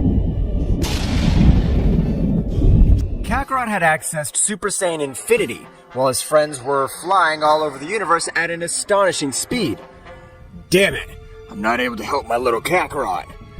You wouldn't be able to do anything. The power of those guys don't compare to the other 2 we fought. But I can't believe the power that guy was hiding. He even surpassed you, Ryoma-sama. That's the power with which our little Kakarot was born. But we can't leave him alone. They're 2 against 1. Those guys will kill him one way or another. We have to go back. I don't plan to leave Kakarot alone.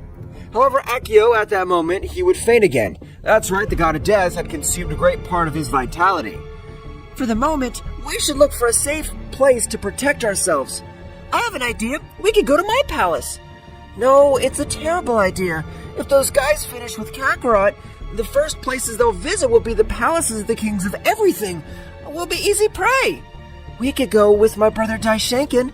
He's in an inhospitable planet of the 18 universes.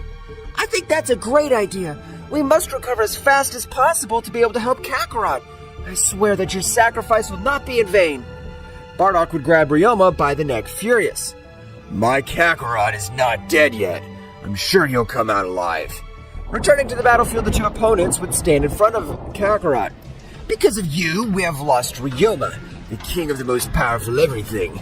For that simple reason, you will die here, because the Yes Bear, the second most powerful god of death. I don't care who the hell you are. If you mess with one of my loved ones, you'll regret it. Kakarot, no matter who this guy is, he would go after him with maximum speed.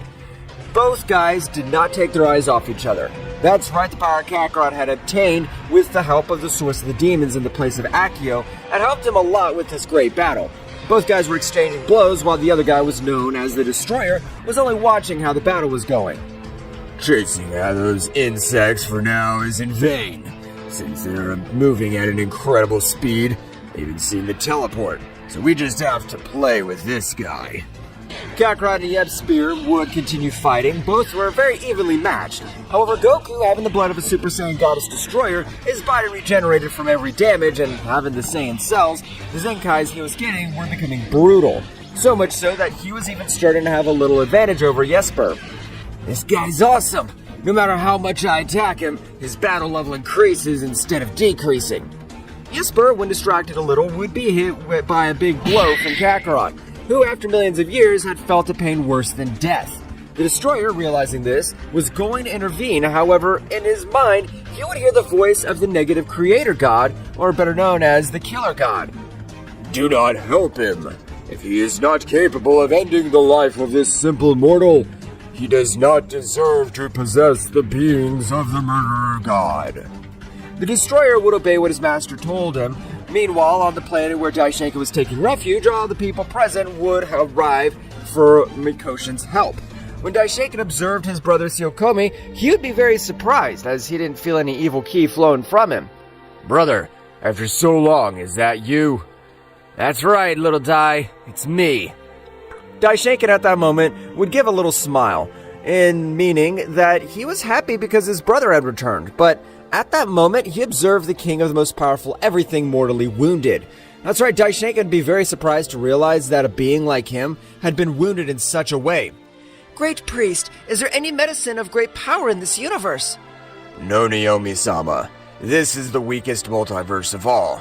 We do not possess valuable objects or high-level sealing. With my blood, I'm sure I can recover quickly.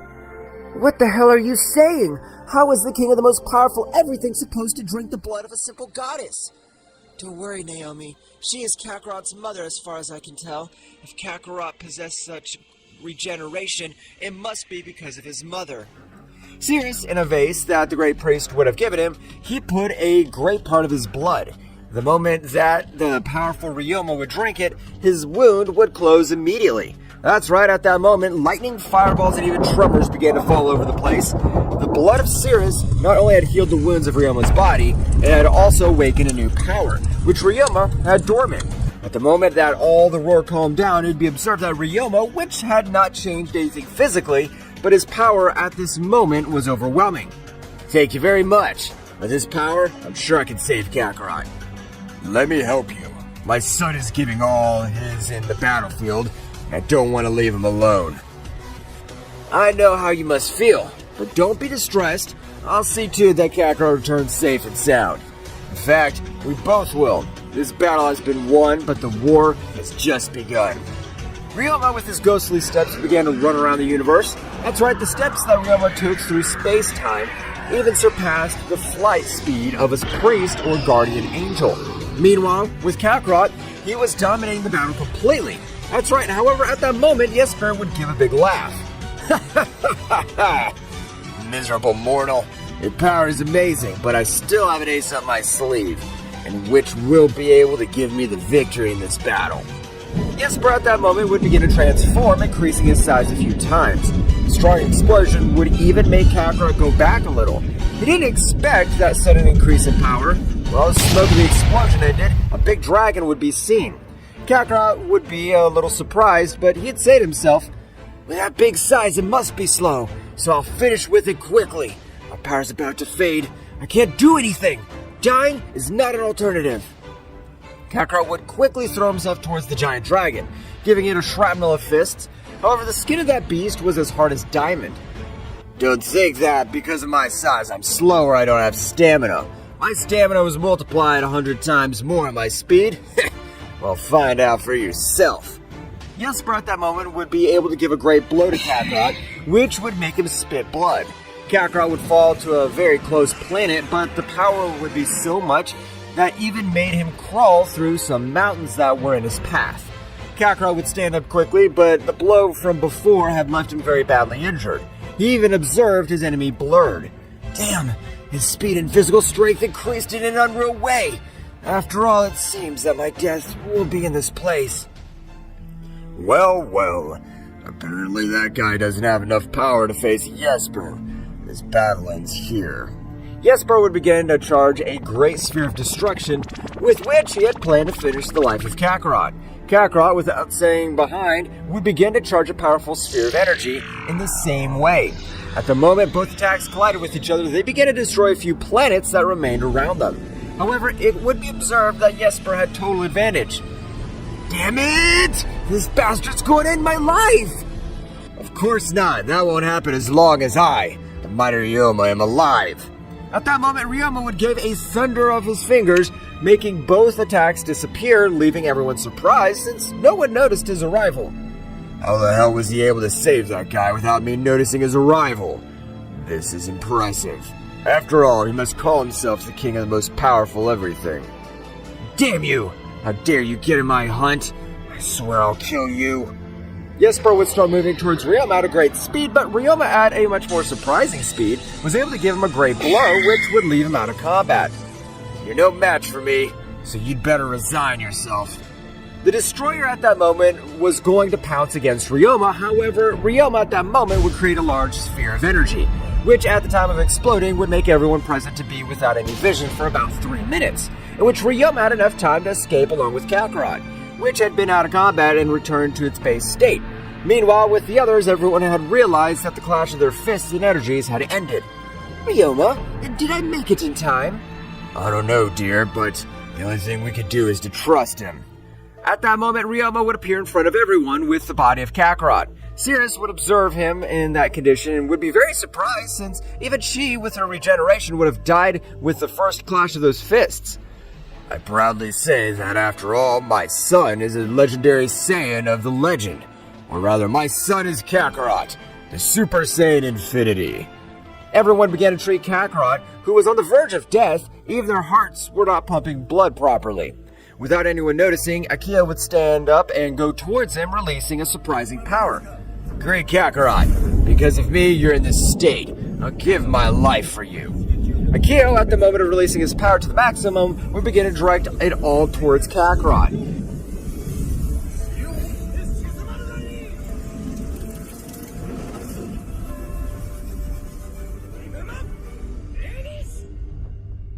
At that moment that Mikoshin realized this, he would call everyone, especially Ryoma and Naomi, which were the most powerful of that place.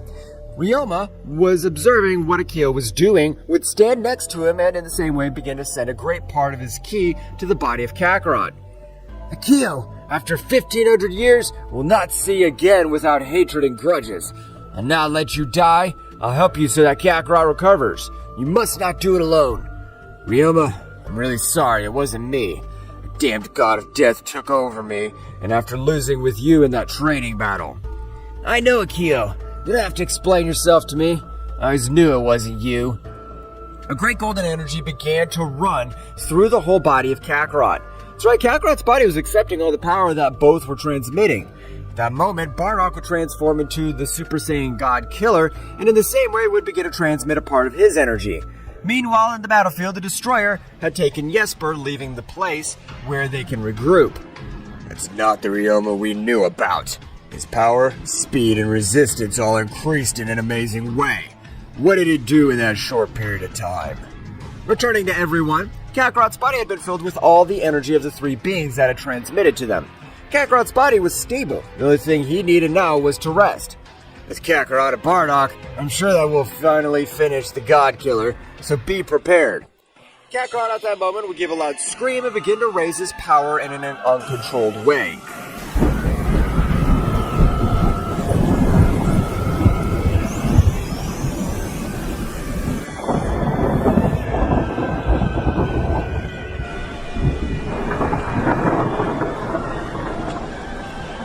Kakarot was releasing an impressive power.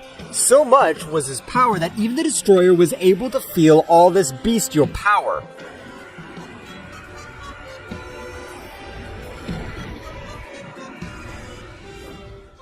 This king is of that Saiyan. But what happened with Ryoma is happening in a matter of a few hours. He increased his power in an unbridled way. the Destroyer would go to one of the minor universes of that multiverse. That's right, the Destroyer wanted to know what was happening in the multiverse and how those two great warriors increased even more their level. Meanwhile, the whole universe would continue shaking. That's right, the power of Kakarot would be so much that not only that multiverse was being affected, all the multiverses were in absolute chaos. In a very distant place, the pressure of that power had been felt by a particular subject. Well, well, who is the being emitting all that power? It has interrupted my dream. At that moment, a being of human appearance would stand up. However, at that moment of doing so, everyone around him would begin to tremble in an impressive way. That's right, the power of this being was giving off was 1,000 times more than that of the power of Kakarot. However, before his ki is perceived by others, he would quickly diminish it. I'll wait for the owner of that power to come to me, and then I'll annihilate him. Returning to Kakarot and the others, Kakarot had accessed even the Super Saiyan Infinity. That's right, Kakarot had released so much power that he had accessed his most powerful transformation. Is that all of Kakarot's power? His power doesn't compare to what he fought with me. Was he holding back? No, of course not. Kakarot's power is in this last battle increased too much. Kakarot would again return to his base state and fall unconscious. This is very strange. Kakarot Selma's power seems to be from another dimension. The gods of death must have already felt our ki. We better leave this place. The king of everything, Akio's absolutely right. It's better to move away as far as we can until we're all able to fight, because we will need Kakarot's help. Naomi's right. It'll be better to leave this place. They all started to leave that place to a much safer place, but what nobody knew was that the place where they were going, there's a being that even the gods of death and the negative creator god avoid facing. After a few days of travel in which they all believed that they were far away from the universe where they were, they all took refuge in an inhospitable planet, in which they began to train to increase their powers in a better way. Meanwhile, a being was watching them from afar. So much was his power that no being in that place was allowed to be able to see it. Apparently, one of the subjects of that place is responsible for the power that was felt a few months ago. Jamura would continue observing them for approximately 2 months, in which the Saiyan Kakarot was still out of combat for the brutal battle he had. Meanwhile, with Jesper and the Destroyer, both were looking for all the warriors, especially Ryoma, since for the seal of the god assassin to weaken in its majority, they had to finish with Ryoma's life, or leave him out of combat for approximately 2 months and what the seal takes to undo. Damn it, Ryoma! I swear I'll return the blow you gave me. I promise on my life that the next time I see you, I'll end your existence myself. I think that'll be impossible for you. The speed with which Ryoma arrived to the battlefield was so fast, it even surpassed my perception. Jesper would swallow all his pride, knowing that the only one who could face him a little would be the Destroyer, the first god of death. Meanwhile, with Jamura, he had observed them for 2 months and a week, in which he had decided to appear before all the warriors. In that moment, the whole planet began to suffer great damage. It seemed that the god had arrived, since the pressure felt was of another level. Now what is happening? A new enemy? At that moment, they all observed how a being was walking towards them. That's right, it was Jamura, who was very confident of his power. Stop, and tell us who you are. Jamura would stop, however, he wouldn't answer Mikoshin's question. Damn you! My sister asked you who you are. Do you want to die? Do you have enough power to at least make me bleed a little? Tsuyokomi, annoyed by what Jamura said, quickly rushed against the guy. However, Tsuyokomi had been paralyzed just by looking at that guy in the eyes. I only used 3% of my visual power, and you're thinking of ending my life? You poor worm. Jamura would continue walking towards all the others. At that moment, they all launched into the attack, however, everything seemed slower than normal. That's right, Jamura's visual power will not allow them to move freely. Akio! Bardock! Oh, what we've been training for the past few months! Of course we have! Divine Resonance! Supreme Saiyan King! 3 beings had executed a union technique, but it was far superior to a fusion due to the fact that the 3 multiplied 100 times their powers. No power stayed in one body. The 3 warriors were able to get rid of Jamura's visual power, being able to direct a blow with all their power. However, Jamura would dodge the 3 blows with an extreme elegance. That's right, Jamura seemed that he had not moved from the same place.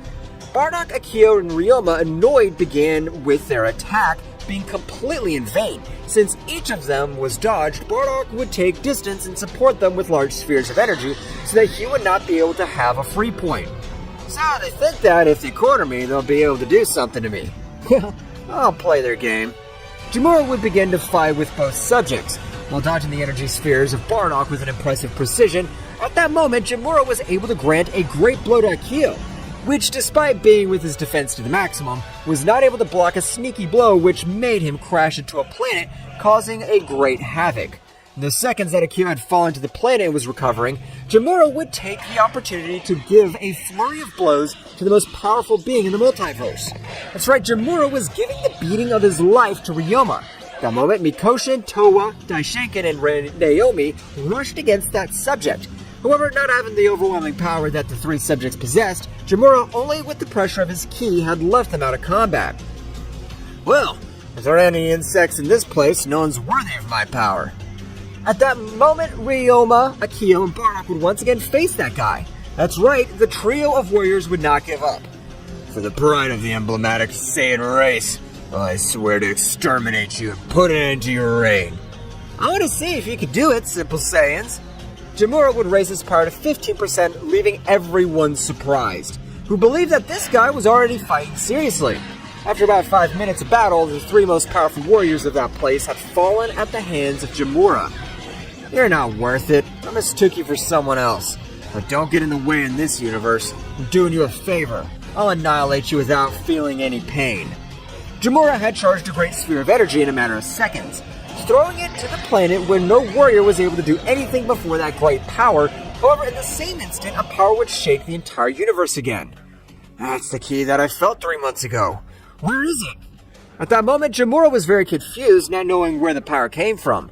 At that moment, all his great energy had disappeared, or rather Kakarot, at a supreme speed, had been able to reduce and control it only in the palm of his hand. At that moment, Kakarot would destroy all the energy of that subject. Who the hell are you? How were you able to stop my attack? Flashback. Sirius was with Kakarot, who hadn't reacted in about 3 months. My son, please! My little Kakarot, save us one more time! We trust you! We're not able to do anything against that guy! Help us! Kakarot at that moment would open his eyes, passing directly to the Ultra Instinct maximum power. But something to differentiate was the power he had obtained now, since his power did not compare with the power he possessed 3 months ago. Kakarot at an incredible speed would stand in front of that great attack and would say to himself, "Don't worry about me. As long as I live, as long as this body has energy, I'll never let anything happen to you." And a flashback. Jamura would be very surprised to realize that that guy had destroyed all his energy with 2 simple fingers. Who the hell are you? Where did you come from? You don't care about that. The only thing you should know is that I'll finish you off. Kakarot and Ultra Instinct Maximum Power would be launched against that subject. That's right, the power he had obtained from the demonic source had not been lost, only had been purified. Now, part of the body of Kakarot at a flashing speed would begin to exchange blows with that subject. Jamura, to block one of his blows, would notice that his arms were trembling due to the power that Kakarot exerted. There had never been a being other than the murderer god that forced me to use more than 15% of my power. Jamura at that moment would increase his power to 25%, believing that it was enough. However, Kakarot would show him the opposite. That's right, Kakarot exceeded even 25% of Jamura's power, leaving him surprised. Kakarot would not allow Jamura to raise his power much more, giving him a beating. Jamura would create an explosion, being able to move Kakarot away from him. Jamura at that moment would increase his power to 45% of all his power, with which he would be able to put in trouble the powerful Kakarot. Meanwhile, with Ryoma, Akio, and Bardock, the 3 subjects were watching the battle very surprised. My son's really surpassed the gods by becoming an extremely powerful being. I can't believe it. I can't believe that before I surpassed his power. I'm so proud of Kakarot. Everyone would continue to watch the battle, in which Jamura would take himself much more seriously, releasing 60% of all his power, being able to knock out Kakarot's Saiyan. That's right, but something that Jamura did not know was that Kakarot had not used the Super Saiyan Infinity. Jamura would take Kakarot and take him to all his relatives. I'm very sorry for trying to kill you. The being that protects you is very impressive. Being that has earned all my respect. I introduce myself. My name is Jamura. At that moment, Ryoma would step forward. I don't know why you wanted to kill us, but we excuse you because at this very moment you could kill us. My name is Ryoma, and I'm the king of the most powerful everything. So, the king of the most powerful everything. From what I understand, the gods of death are looking for your head for the rebirth of the negative creator god. I can see that you're aware of everything. That's right. Become more powerful. Soon, I'll come for you. Jamura in a flash would leave at a great speed. Jamura had left the whole place, leaving everyone else surprised because Kakarot was able to cope with a being whose power had exceeded the power of a creator god. However, Kakarot, by not mastering all that power, had been out of combat by excess energy. Meanwhile, in a dimension very different from the others, the negative creator god named Nakum was very thoughtful, knowing that his end was near. Hell, if the destroyers are not able to end the life of that annoying Saiyan and give me to drink his blood, I'll die. No matter that I am the most powerful creator god, the attack to that damn male was deadly. I have no more than 2 years to live. At that moment, in a faraway planet were both destroyers, who were devising the perfect plan to end the life of Kakarot, the king of the most powerful of all multiverses. Why don't we attack them now, once and for all? If we catch them off guard, I'm sure they won't be able to react. Your idea is very good, but if something goes wrong, this time we'll both be annihilated. The power of those guys must have increased a lot more. In that case, we'll have to use the demonic union. I hate to use that method, but if you don't do it, we'll die anyway, so we have no other choice. I hope you're ready. Of course I'm ready. At that moment, the body essence and power of both beings began to mix and unite, giving birth to a new being. However, while both were united, the power they gave off was so much that hundreds of thousands of planets of the other multiverses were being destroyed by the simple pressure that released their bodies. The power was so much that it even reacted to where the kings were located.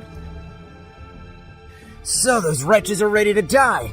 They won't be able to face us. Kakarot, you're the most powerful being in this place. So this time I want to be that one to face that guy. I need real battles to increase my power even more. Of course, Ryoma. No problem. This time I'll be only a spectator. After a great explosion that was able to be observed by all the multiverses at the speed of lightning, a new subject had appeared in front of all the warriors. I am the Angel of Death, and this time I will finish with each of you. No matter how many you join to face me, you will be defeated. In that instant, Ryoma, at an incredible speed, would send the subject to fly without losing a second, would begin to give him a beating, which the Angel of Death felt in agonizing pain as Ryoma was using destructive energy to each of his fists, causing great damage. At that moment, the Angel of Death was able to materialize a claw from his aura, which at the time was touching the aura of Ryoma, would be pulverized.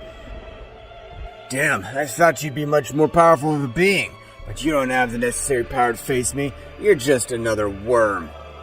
In that instant, the Angel of Death, who had never been humiliated in this way, would increase his power to the maximum. I must admit that you're an extremely amazing subject, but your power is no comparison with mine. Now I will finish you, damned one. The Angel of Death at lightning speed would begin to give him a shrapnel of blows to Ryoma, which seemed to be that he was not able to defend himself. But at the moment of the angel to connect his last blow, a gigantic explosion would be created all over that place. I didn't think that kid's trick would work with you. I just created a clone with my energy, and more blows you gave him, he's charged it with energy until I exploded. Damn it. No matter what trick you use, you'll never be a worthy opponent. Again, both subjects began to exchange blows at an astonishing speed, leaving everyone amazed by the power that Ryoma had achieved in this short period of time.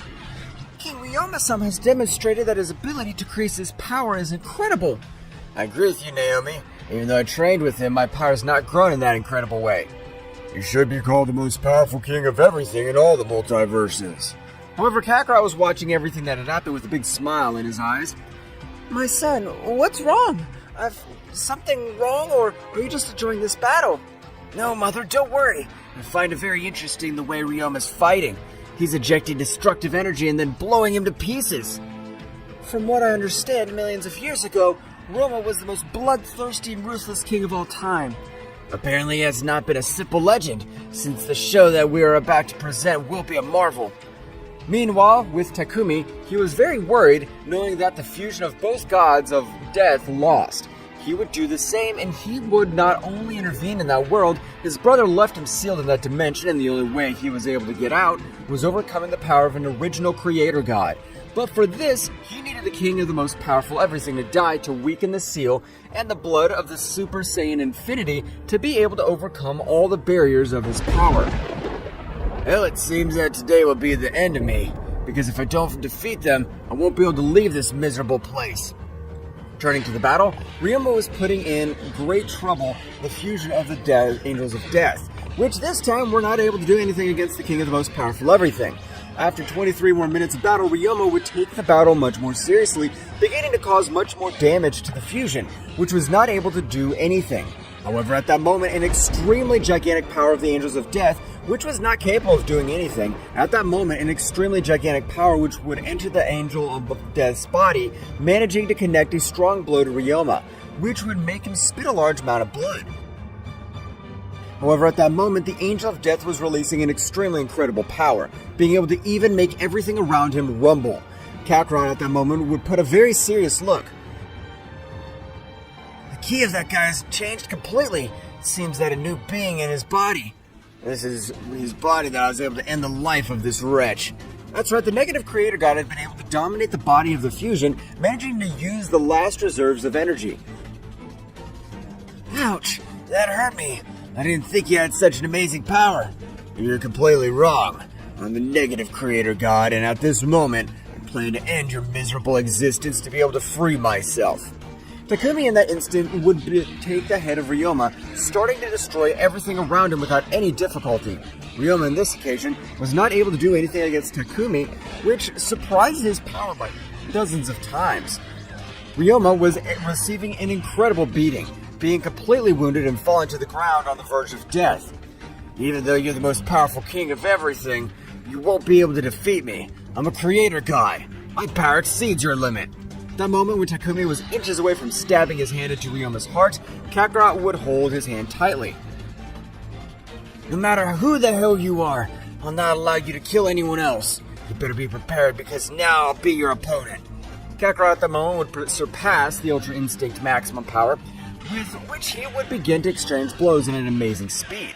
However, in the same way, Kakarot was a little overcome by the power of Takumi, which on this occasion was able to erase multiverses with just one of his blows. Your blows are capable of erasing multiverses. I'm not a Saiyan, although I must admit you have a great power, but how about this? Kakarot at that moment would begin to increase a great part of his power. That's right, Kakarot was accessing the Super Saiyan Infinity, which released an amazing power, being so much that the power he felt would reach the planet of Jamura, who was observing the battle of both warriors. This is the same guy I fought with? The power he's releasing this time's amazing. Can't believe it. It compares to 92% of all my power. Kakarot with a great explosion would appear with his most powerful transformation. But this time the power he was releasing was extremely unreal. At that moment, at lightning speed, both began to exchange blows at an amazing speed. Being so fast, they were even fighting through the multiverses. Nobody at the present were able to observe anything. The only one who was able to keep up with them was Jamura, which was a being that surpassed even the power of the creator gods. When this battle's over, I want to fight with that Saiyan. I want to know who is more powerful, me or him. The battle between the two deities that surpassed the power of kings was incredible. And I can't believe it! To think that Kakarot's power had surpassed any limit whatsoever. Well. Apparently this is the limit of your power. You're not worthy of using all my power against you, you damn worm. Kakarot at that moment began to give him a beating, and a dragon attack would be able to leave him on the verge of death. This isn't possible. A creator god being defeated by a mere mortal? What kind of joke is this? Kakarot at that moment would approach Takumi and stare at him. You were never a challenge for me. I only used 45% of all my power. At that moment, Kakarot was throw a great sphere of energy against Takumi, which would be reduced to simple atoms. And with this, the essence of all the negative creator god had been eliminated from all the multiverses. My little Kakarot, he's done it! He was able to finish the life of that creator god. Kakarot, you're the most powerful warrior that I could meet on my path. Kakarot, you and I were enemies in the beginning, but now I consider you as my brother. However, at that moment, even greater pressure than that was the creator god Takumi would appear in all over that place, leaving everyone surprised, even Kakarot. This power is amazing! It even surpasses Takumi's power with ease. At that moment, Jamura had appeared in front of everyone. You saying I want to have a battle with you and use all your maximum powers. But if you're Jamura, of course we will. You're a worthy opponent of all my power. At that moment, the power of both subjects was increasing in an amazing way, being so much that in this occasion, catastrophes all over the multiverse were occurring. That's right, this time everything seemed to be eliminated by just one of their blows. At the first impact of their blows, after a few minutes of battle in which both warriors had received the worst of each one of them, both would fall to the ground at that moment, out of combat. My son has been able to equal a being which surpasses a creator god. At that event, hundreds of years had passed in which all the kings of everything at that time were the protectors of all the multiverses and beings of great powers. In some situations, Kakarot had to intervene because beings of great powers were responsible for wanting to destroy some universes. Kakarot with his warriors used his most powerful transformation. Kakarot accessed the Super Saiyan Infinity, with which he was able to defeat any being of any universe. In all the multiverses, the Infinity power was the symbol of respect, and so Kakarot was the protector of even the different dimensions in multiverses.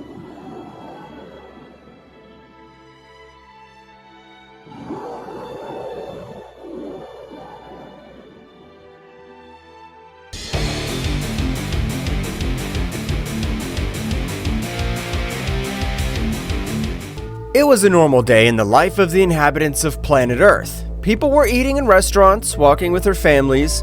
There were children playing when suddenly a giant lightning bolt was seen in the sky that caused a strong movement throughout the Earth's surface.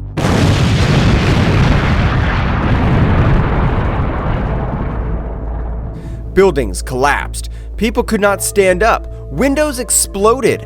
All this resulted in car accidents and injuries. At the moment, a child was going to be pierced by a giant glass that fell from a building. Very close by, we see how a being that we cannot distinguish who it is flies through the skies at great speed, rescuing people who were in danger due to the strong movement. At the precise moment when the child was about to die, that being rescues him, seeing how a huge piece of glass explodes against the ground. We see how this hooded being stands up from behind, revealing that it was none other than Goku, who had been hidden for a long time because Daishinken and the angels wanted to see him dead. Goku, with a different appearance than the one we all know, after rescuing the boy, is amazed by the energy that emerges from the earth to the sky. We could see how Vegeta arrives at the place where Goku is together with the Z Warriors, who were still saving people from the disaster. Vegeta looks at Goku face to face and says, "Kakarot, insect, where have you been all this time?" At that moment, Gohan and Goten arrive and tell him, "Dad, where have you been?" "What happened to you, father?" All this happened while Piccolo, Krillin, Trunks, and Android 18 were rescuing the people affected by the movement. After having finished saving them, they arrive to where they are reunited with Goku and look at him very surprised. In a head-to-toe scan, we can see Goku's face very emaciated, with wounds and pronounced cheekbones because he had not tasted any kind of food for a long time. At that moment, we go back in time about 20 years ago. We see how Goku and his son Goten are walking together in the forest. Goku, talking to his son, says, "Hey Goten, are you ready to fish today?" To which Goten replies, "Yes, Dad. Will you show me the fastest way to catch them?" Goku, happy for his son's enthusiasm, replies, "Of course, Goten, but this time I'm going to try something different. Watch this." Goku dives into the water and after a short time comes out with a big jump with a huge fish moving on his hands. Goten, very surprised, says to his father, "Wow, Wow, Dad, how did you do that? Goku, showing a very happy expression, says, when I was little like you, Goten, I had to find my own food in order to live. You should try to give it a try. Goten, very excited, says to his father, I'll try. And so Goten dives into the water to the joyful sight of his father, to which, on the first attempt, Goten fails to catch any fish. Seeing Goten's sad face, Goku encourages his son, saying, Don't worry, Goten, it's a matter of practice and patience. The key is to be quick and not scare the fish. So Goten dives in again, but this time it takes a long time to come out. When suddenly Goku feels a very powerful key very close to where he was. Because of this, Goku worried about his son's dives in search of him. Once in the water, he sees Goten fainted and next to him a very strange artifact. Goku, worried about the state in which he found his son, swims to rescue him. At the moment, he was about to lift his son in his arms, ready to go to the surface, the strange artifact begins to emit a very sharp sound that only Goku hears. Wu, with a face of confusion and pain, tries to lift his son, but suddenly the artifact comes off the ground and permeates his chest. Once on his chest, the artifact stops emitting that strange sound and Goku stops feeling the ki of a moment ago. Goku does not take importance to what had happened to him and worried about his son. He lifts him up to get him out of the water. Once outside, Goku puts his son on the ground to revive him, but suddenly an unknown being appeared to him. This being had a greenish coat, blue hair with black tips, and it was a very strange appearance. But it did not seem to be something real. It looked like an illusion. Goku, upon realizing this being, became alert and put his son in good protection. After that, addressing the being, he asks him, Who are you? What do you want here? This being, without uttering a word, rushes at high speed towards Goku, who in an act of reflex manages to dodge the first blow. But the speed of the stranger exceeds him by far. Because of that, after dodging the first blow, the unknown being lunges with a kick to the head, which Goku barely manages to block, leaving his stomach exposed, where he takes the opportunity to impact a direct punch, automatically leaving Goku out of air, and thus returns to lunge with a blow to the nape of the neck. Goku, when he was about to lose consciousness, hears a voice in the distance that says, Apparently this is my best guest that could touch me, saying this in a sarcastic way. I hope my colleagues are in good condition. After hearing these words, Goku faints. A few minutes after the fleeting confrontation, Goku regains consciousness and realizing that the unknown being was no longer in the place, he looks for Goten, and when he finds him, he begins to unexpectedly and repeatedly call his name to make him react. Seeing that calling him had no effect, he feels his breathing and notices that he was almost not breathing. He creates an energy sphere in his hand and places it on Goten's chest. Once Goten revives the energy from his father, he reacts and spurts water from his mouth. Goten, with a puzzled expression, asks his father what had happened, to which Goku says, I have the same question for you. What happened?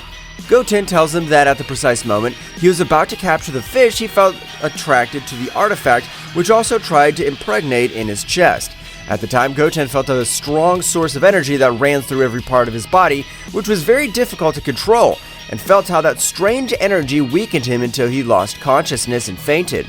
Goku had his thoughts, and that he also felt the same strange and very powerful energy running through his body, and worried about his son, asked him if he still felt that energy inside him. Goku, calmly and a little puzzled, told him no, that he only felt that when the artifact was trying to permeate him. While this was happening on Earth, Whis and Beerus went to the Kingdom of Everything to talk to Daishaken, since they had noticed him very tense and worried. Once they were already in the Kingdom of Everything, Daishaken appears with a very serious expression, while Whis and Beerus bow to him to show respect.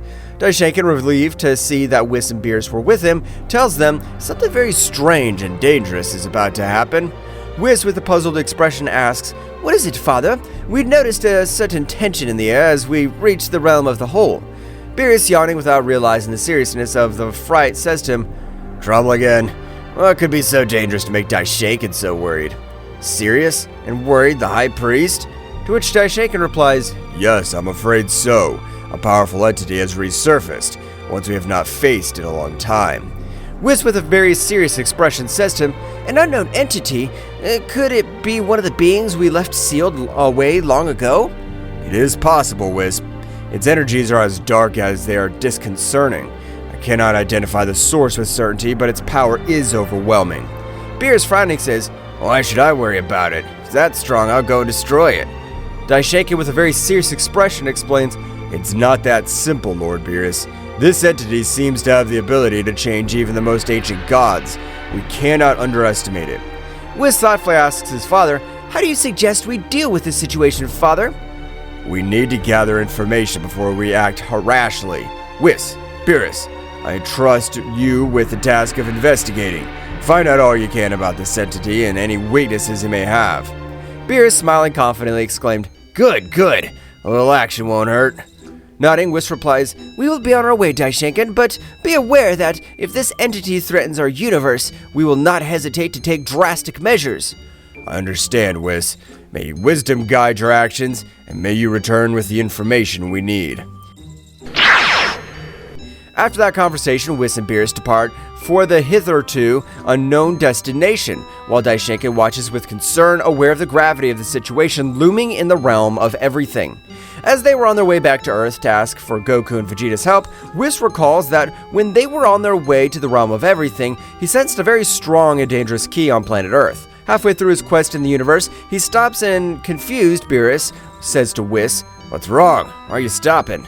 Whis, very serene, says to Beerus, "Oh, my dear Lord Beerus, it turns out on our way to the realm of everything, I detected a rather intriguing presence." Yawning, Beerus asks, "A mysterious entity? We didn't need to get any of what Daishinkan told us." Says, "It seems so. The moment I rescued Goten, this artifact permeated my chest, and I began to feel an incredible amount of pressure coursing through every part of my body." Piccolo, thinking about everything Goku was telling them, asks, "And how did it get in your chest?" "The artifact was underwater right next to Goten, who had fainted. As soon as I was approaching it, it emitted a very sharp sound that didn't allow me to get close to Goten." Piccolo, observing the artifact, turns to Goku, saying, "This looks familiar. It may be like a containment urn, like the ones we used at the Mafuba to seal powerful beings." Surprised Goku, "Really, Piccolo? Do you think this could be something like that?" Krillin, looking at the artifact, "An artifact like this one, used with the Mafuba on Goku's chest? Since when did battles become so complicated?" "There's always something new with you, Saiyans." Master Roshi, somewhat excited, but at the same time serious, exclaimed, "Ah, Mafuba! I remember when we sealed King Piccolo with that. Do you think Goku has such a strong enemy inside?" Future Trunks, analyzing what had happened, says, "It makes sense. The Mafuba urns are powerful devices to contain evil energies. Could this artifact have sealed something?" "I don't care if it's from the Mafuba or anywhere else. I just want to know how to get rid of this thing once and for all." "It's a possibility. The urns we use to keep very strong enemies under control, but why did it attach yourself to Goku?" "I'm not sure, but what I do know is that this energy is linked to a very powerful entity." "Whatever it is, if it's linked to that artifact, we cannot underestimate it. So what do you plan to do, Kakarot?" At that moment, the Kaio-sama of the North telepathically communicates with Goku to tell him that he had information about the powerful energy that they felt, and the mysterious artifact that permeated his chest. Kaio-sama tells him to get to his planet quickly. "First, we need information. Kaio-sama has information about this artifact and the being that might be inside it." "We must go to Kaio-sama, so we can find out what we're dealing with." Vegeta nods and Goku continues, "Exactly, but first, I need your help. If there are any more entities like this, the Earth could be in danger, and with this connection to the artifact, I could put them at risk. Therefore, I'll only go to Kaio-sama to get the information to get rid of this artifact." "Kakarot, don't even think that you'll do this alone. I'll go with you, insect. I can't accept that you become stronger than me." Goku accepts and asks him to put his hand on his shoulder. Once Goku and Vegeta left, the Z Warriors sensed unknown presences on the planet, so they split into groups and flew off at high speed to go investigate. With the reevaluation that the artifact at Goku's chest might be like a containment urn, similar to those used in Mafuba, the Z Warriors faced an increasingly complex and dangerous situation. Uncertainty about what such an artifact contains and how it is connected to the mysterious dark energy fills them with worry. While Goku and Vegeta were to where Kyo-sama and the Z-Warriors went to investigate the unknown presences they had detected in space, Whis and Beerus, after having traversed much of space, felt a strong amount of dark energy, so they immediately head to where it was. As they are about to reach the source of the dark energy, the pressure in the air becomes more intense as they get closer, and the unknown entity awaits their arrival. Why do I feel like this is going to be more complicated than we thought? Mr. Beerus, the information we gain here could be crucial to understanding the threat we face on Earth. The unknown entity, surrounded by a dark aura, reveals itself in front of Whis and Beerus. Its presence is overwhelming and a sinister laugh echoes in space. Unknown entity mockingly welcomes them, saying, I expected your arrival. You took longer than I expected. Do not underestimate the gods. We're here to stop any threat that endangers our universe. Before any confrontation, can you tell us who you are and what you're doing here? Oh, that's funny. I'm known as Ryuk, disciple of the Devourer of Worlds. I have come to free the Master, the most powerful being who ever lived. The expression on Whis' and Beerus' faces become much more serious upon hearing Raiku's name. Raiku, a name rings a bell. Raiku is an ancient threat, Lord Beerus. His master, he and the other disciples were sealed away millennia ago due to his unquenchable thirst for power and destruction. So it looks like we have a problem. This time it won't be as easy sealing him again. The space fills with palpable tension as Ryuk, surrounded by a dark and malevolent aura, confronts Whis and Beerus. The dark energy emanating from him seems to distort the very fabric of space around him. Problem, you say? You are correct, little god. The Master has been patiently awaiting your release, and now with my arrival, that time has finally come. Beerus moves into combat stance with a determined expression on his face, while Whis remains composed but alert. I have no time for games. If your master is a threat, we'll stop you here and now. Tell us more about your master. Understanding his motivations might help us find a peaceful solution. Ryuk chuckles mischievously, revealing his sharp fangs, that disappears in a dark flash before reappearing behind Beerus with astonishing speed. There's nothing they can do to stop the Master's inevitable resurgence, but before that, they could entertain me. The battle begins. Ryuk throws a swift punch towards Beerus, but the Destroyer guy nimbly dodges and responds with an energy punch that Ryuk blocks easily. Meanwhile, Whis watches carefully, waiting for the right moment to intervene. Ryuk's speed is impressive, but Beerus manages to keep up. They exchange blows and energy blasts in a combat that seems to defy the laws of space itself. Ryuk's dark energy distorts reality around him, making its impact more dangerous and intense. Lord Beerus, your speed is amazing, but that dark energy is problematic. I suggest you be careful with your movements. Beerus nods as he dodges an enemy attack and counterattacks with an energy wave. Ryuk, undeterred, vanishes and reappears in front of Whis, challenging him to enter the fight. And you, assistant of the god, will you dare to face me? Whis smiles serenely and disappears in a flash, only to reappear behind Ryuk. I have no intention of fighting, but if that's what you wish. Before Whis finishes his sentence, Ryuk turns around and launches a fierce attack towards him. Whis, with his extraordinary speed, dodges each blow with grace. Space convulsed with the fury of the cosmic confrontation between Whis, Beerus, and Ryuk. Each move shattered reality itself. As Ryuk's dark energy and the god's divine blast intertwined in a demonstration of opposing forces, Ryuk, his ominous figure shrouded in a dark aura, moved with breathtaking speed.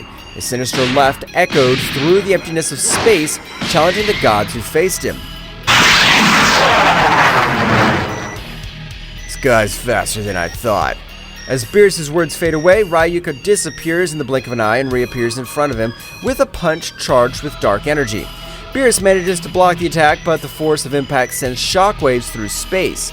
Ryuk breaks away from Beerus with a smirk, and in a flash lunges towards Whis. His movements were fluid. Whis, on the other hand, moves gracefully, dodging each blow with the grace of a cosmic dancer. This dark power is intriguing, but it is out of balance. Ryuk, frustrated by Whis' evasive ability, concentrates his dark energy in his hands and launches it as a flare. Whis responds by creating an energy barrier, but the resulting collision sends shockwaves through space, shaking nearby stars. Beerus takes advantage of Ryuk's distraction and lunges at him with a punch charged with divine energy. Ryuk blocks the blow, but the resulting force causes an explosion that creates the ephemeral supernova in the cosmos. The fight continues with unmatched speed. Ryuk demonstrates his skill in anticipating the god's moves, while Beerus and Whis unleash their divine power to counter the darkness that threatens to engulf them.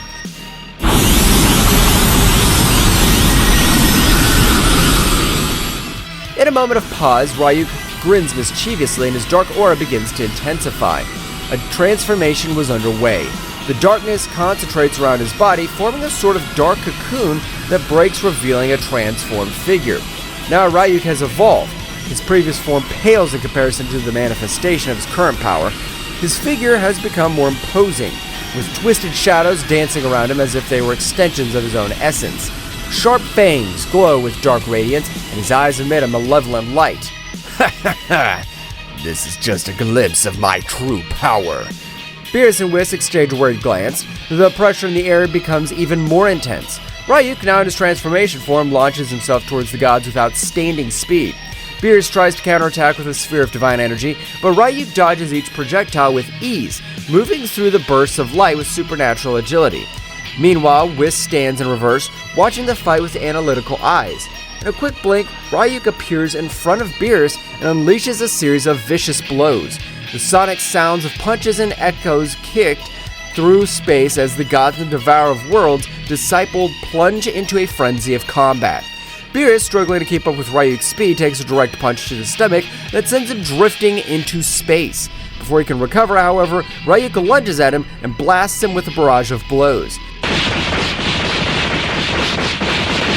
The situation becomes even more complicated when Ryuk, in a ruthless act, concentrates dark energy in his hand and drives it through Beerus' abdomen. The Destroyer God lets out a roar of pain as darkness spreads from the point of impact. Whis, seeing the stark reality, springs into action. His figure flashes in space as he stands in front of Ryuk, blocking his attacks. I cannot allow you to harm my lord in this way. Whis' divine energy collides with Ryuk's darkness in a show of cosmic power. The battle intensifies and the fate of the universe hangs in the balance as the confrontation between light and darkness reaches its climax. The confrontation between Whis and Ryuk intensified as space became the stage for their fierce cosmic battle. The clash of divine and dark energies echoed in the void of the universe, creating ripples that stretched to the far reaches of space. You think you can stop me, Whis? The master of divine martial arts, Whis, maintained his serene composure as he resisted the onslaught of the Devourer of Worlds disciple. His divine aura glowed brightly, fighting against the darkness that threatened to envelop him. Whis, with a wave of his hand, unleashed a blast of divine energy that forced Ryuk back momentarily. However, the smile on the dark being's face revealed that he was far from giving up. Ryuk, your quest for power will only lead to destruction. Ryuk, releasing a sinister laugh, launched himself at Whis with renowned furiosity. Each exchange of blows was like a clash of titans, with the fate of the universe hanging in the balance. Meanwhile, Beerus was recovering from the wounds inflicted by Ryuk, watching the battle with critical eyes. The darkness that had pierced his abdomen was beginning to dissipate thanks to divine regeneration, but the experience had left an indelible mark. This creature is more formidable than I imagined. And determined not to be a mere spectator, Beerus joined the battle with renowned determination. His figure flashed with divine energy that rivaled Whis', creating a spectacle of light and shadow in space. The three powerful beings engaged in a cosmic dance, with flashes of divine and dark energy illuminating the vastness of the universe. Ryuk, without losing his smirk, took advantage of his transformation to increase his speed and strength, challenging the gods with every move. The combat reached new levels of complexity when Whis, in a flash of cunning, unleashed a divine teleportation technique. He moved at the speed of thought, appearing and disappearing at different points in space, keeping Ryuk on the defensive. You can't dodge me forever, Whis. As Whis and Ryuk clashed in space, Beerus focused on channeling his divine energy. The Destroyer God sank into a meditative state, concentrating on unleashing his true power. Beerus' transformation was gradual but impactful. His figure was enveloped in a golden aura, and his eyes shone with the intensity of a star. Divine power flowed through him, manifesting in a form that only the mightiest gods could attain, allowing the grievous wound left by Ryuk to be healed. It's time to put an end to this. The reborn Beerus lunged towards Ryuk with unparalleled speed. Each blow he delivered was imbued with overwhelming divine energy. Ryuk, though powerful, was overwhelmed by the onslaught of the Destroyer God. Meanwhile, Whis continued his cosmic ballet, defying the laws of space and time with his speed and agility. Every move was calculated, every blow strategically executed. The battle reached its climax as Beerus and Whis coordinated, combining their attacks to create a symphony of divine energy that enveloped Ryuk. The pressure in the air became almost tangible, and the cosmos itself seemed to rumble with the intensity of the conflict. "Do you have anything to say, Ryuk?" Ryuk, gravely wounded but still defiant, let out a shrill laugh. His figure writhed as the dark energy tried to resist the overwhelming pressure of the gods. This is not the end, gods. My master will be released, and his darkness will devour all. Beerus, showing no mercy, unleashed a sphere of concentrated divine energy and hurled it directly at Ryuk. The resulting explosion illuminated the space, dispelling the darkness that had lingered. Silence fell over the space as the gods watched the wreckage of the battle. Ryuk lay motionless, defeated, but not destroyed. His threat had been contained, at least for now. This is not over. We need to find out more about his master and any threat that may arise. Whis nodded, sharing the same determination. The reality of the danger that stalked the universe became more apparent, and the gods knew they had to prepare to face even greater challenges.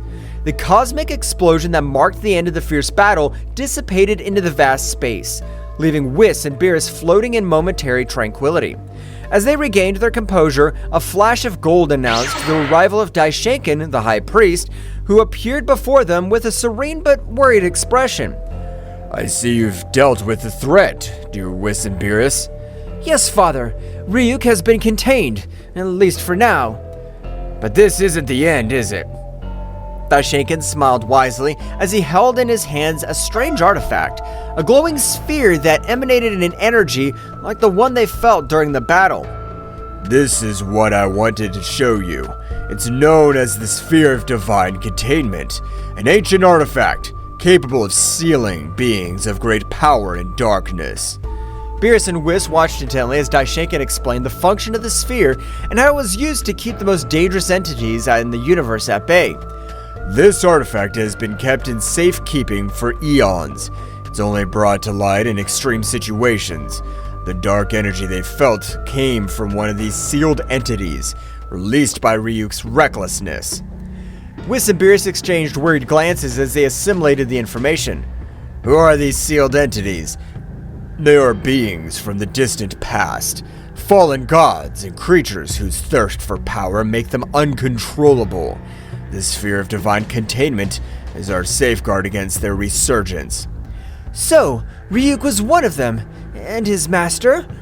His master is the Devourer of Worlds, an even more ancient and dangerous being. His release could jeopardize existence itself. The gravity of the situation hung heavy in the air as Daishinkan continued to explain the importance of keeping the Sphere of Divine Containment safe and sealing Ryuk again. Now that Ryuk has been contained, it's crucial that he returns to his place of safekeeping. But we also need to get information from him. We need to know more about the Devourer of Worlds' plans and any threats that may arise. Beerus, Whis, and Daishinkan shared a determined look. The task was not complete. There was still work to be done. If interrogating Ryuk could give us answers, we'll do so, but we must proceed with caution. The information we gathered will be essential to prepare for future threats.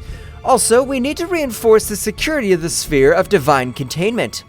Daishinkan, with a nod of his head, showed his approval of the god's decision. Very well. Let us return to the realm of all and set preparations in motion. The safety of the universe depends on us. The three gods, with the glowing sphere in hand, teleported to the realm of all, ready to confront the shadows of the past and ensure the stability of the universe.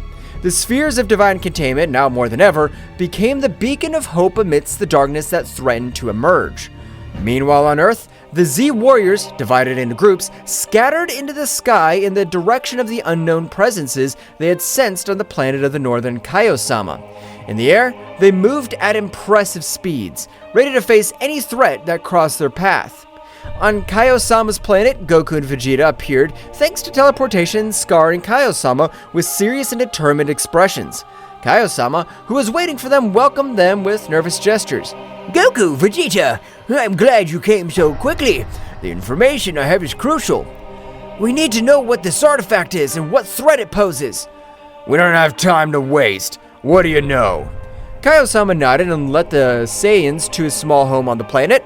Once inside, they unfolded an ancient scroll that revealed information about a mystical artifact known as the Cosmic Core of Containment. He explained that this artifact was used by the ancient gods to seal entities of great evil and power, preventing them from wreaking havoc in the universe. This artifact is so ancient that there are hardly any records of its creation. It was thought to be lost, but apparently all this time it was hidden on planet Earth. And how is it supposed to be sealed? Tell us at once. Kaio-sama explained that the Cosmic Core of Containment could be opened by a being of great power, but in doing so, the seal would be transferred to the first being it encountered. If the seal was not broken immediately, it would merge with that being, granting it power, but also binding it to the duty of keeping the evil sealed. And how the heck did it end up in Goku's chest? That's the puzzling thing. It seems that this artifact shows Goku as its carrier. Goku, with an expression of astonishment, began to grasp the magnitude of the situation. He was now the bearer of an artifact containing an entity of indescribable evil. So you mean I'm now responsible for keeping this evil under control? What an honor, Kakarot! It seems you've become the guardian of evil. But there is something else. The being sealed inside the urn is incredibly powerful. He is known as Bahamut, the Devourer of Worlds. It is an ancient entity that has consumed entire worlds. The gravity of the situation was reflected on the faces of Goku and Vegeta. Not only did they have to face the mysterious artifact in Goku's chest, but also the dark entity sealed within. Then we have an important task. We must keep Bahamut under control and, at the same time, figure out how to free ourselves from this burden. Yes, make no mistake, Kakarot. If this threatens Earth, I'll not hesitate to stop you. Meanwhile on Earth, the Z warriors faced unusual pressure as they prepared for combat. Each group was ready to deal with the entities they had sensed at Bulma's house, which were minions of Bahamut, the Devourer of Worlds. The dark energy surrounding these minions was intense, and the very air seemed to vibrate with their malevolent presence. The group of Krillin, Master Roshi, and Android 18 encountered one of Bahamut's 4 minions standing on the ground, humanoids with a black, malevolent aura. The Z Warriors prepared for the confrontation with Krillin, Android 18, and Master Roshi, adopting combat stances. In a chaotic dance of dark energy and flickering explosions, the confrontation between the Z Warriors and Bahamut's henchmen unfolded on the cosmic stage of Earth's defense. Krillin, Android 18, and Master Roshi, 3 warriors of varying experience and skills, faced a dark menace that threatened to plunge the planet into an abyss of destruction. The stage was permeated with a tense atmosphere as the 3 warriors assumed combat stances, ready to defend the Earth against Bahamut's henchmen, a being whose malevolent aura eclipsed even the intensity of the sun. I don't know who you are, but we'll not allow you to harm our planet! Krillin's words echoed in the air, charged with determination. Bahamut's henchman, a humanoid with a black, malevolent aura, advanced with ferocity, launching a dark attack. Krillin, in a display of amazing agility, dodged the attacks, moving like a gust of wind across the battlefield. Kaizen! In the blink of an eye, Krillin created his signature energy disc and launched it towards the henchman. Kaizen spun furiously, cutting through the air as it headed towards its target. However, the henchman displayed unmatched skill as he dodged the spinning attack, moving with an agility that defied comprehension. The henchman counterattacked with a series of dark, swift strikes, but Krillin was unwilling to give up. With precise and quick movements, he blocked most of the attacks, responding with quick and precise counterattacks. The combat dance between Krillin and the henchman painted a picture of speed and skill, where each movement could change the tide of the battle. Meanwhile, Master Roshi, the aged warrior with vast experience in martial arts, watched the confrontation with a knowing smile. He adopted a firm posture, waiting for his moment to intervene. "You've chosen the wrong man to fight. I've seen more battles than you can imagine." As Bahamut's henchmen lunged towards him, Master Roshi moved with unique grace, dodging the attacks with precise movements and counterattacking with a series of energy blasts. The old man's experience and cunning proved to be a formidable challenge for the henchman, who was forced to deploy all his skills to confront the master. On the other hand, Android 18, the android warrior with formidable strength, advanced towards the henchman with determination. Her eyes glowed with an intense blue light as she unleashed her powerful android energy. Do not underestimate the strength of androids. With a quick wave of his hands, Android 18 launched a wave of energy towards the henchman. The latter, though impressed by the ferocity of the android warrior, showed no signs of recoiling. Instead, it lunged toward her with surprising speed, throwing dark blows that Android 18 dodged with cybernetic agility. The battle between Android 18 and the minion was a display of strength and speed, the bursts of energy lighting up the sky. Both fought with an intensity that could shake the foundations of the universe. Meanwhile, Android 18, a formidable warrior created by Dr. Gero, was ready to demonstrate her immense power. She charged her energy, her body radiating a red glow, and lunged towards the henchman with determination. Don't underestimate me. I'm stronger than you think.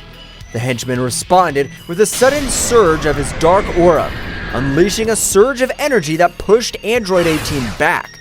The force of the impact created a shockwave, kicking up dust and debris in its wake. The battle was intense. Every move had a purpose and every attack resonated with the Z-Warriors' determination to protect their home. Explosions of energy followed one after another, lighting up the battlefield like fireworks in the dark night of space. However, the true magnitude of the threat was yet to be fully revealed. This henchman was only one of 4 sent by Bahamut, and the fate of Earth depended on the ability of the Z-Warriors to pass this first test. On the horizon, the other 3 minions awaited their turn, ready to plunge into the fray and test their bravery and skills of Earth's defenders. The intensity of the battle increased with each moment, and while Krillin, Android 18, and Master Roshi fought against the henchmen, other groups of Z-Warriors faced similar challenges in different locations around the planet. The fate of the Earth hung in the delicate balance of the unfolding cosmic battle, and each warrior was determined to give everything for the survival of his home. While the first group of warriors were defending Earth on Kaio-sama's planet in the small house, it was permeated with a tense atmosphere and solemnity as Goku, Vegeta, and Kaio-sama were immersed in the gravity of the situation. The ancient scroll spread out on the table revealed the secrets of an ancient artifact, and the weight now rested on Goku's shoulders. So you mean I'm now responsible for keeping this evil under control? The responsibility rested on Goku like a heavy mantle. The cosmic core of containment, that ancestral artifact, had chosen Goku as its carrier, and within it was Bahamut, the devourer of worlds. The gravity of the situation was reflected in the eyes of the Saiyan, who was already mentally preparing himself for a colossal task ahead. What an honor, Kakarot. Seems you've become the guardian of evil. The irony of Vegeta's voice did not go unnoticed.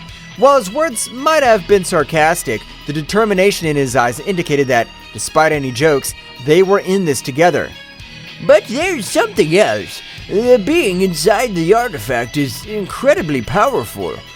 The information left Goku and Vegeta silent. Bahamut, the name echoed in their minds like the distant echo of a coming storm. Consuming entire worlds was a threat they could not underestimate. Then we have an important task. We must keep Bahamut under control and at the same time figure out how to free ourselves from this burden. The pact was sealed. Together, Goku and Vegeta would take on the challenge of containing Bahamut and discovering a way to free themselves from the burden they now carried. The remaining question was how they would confront the dark entity that lay in Goku's chest.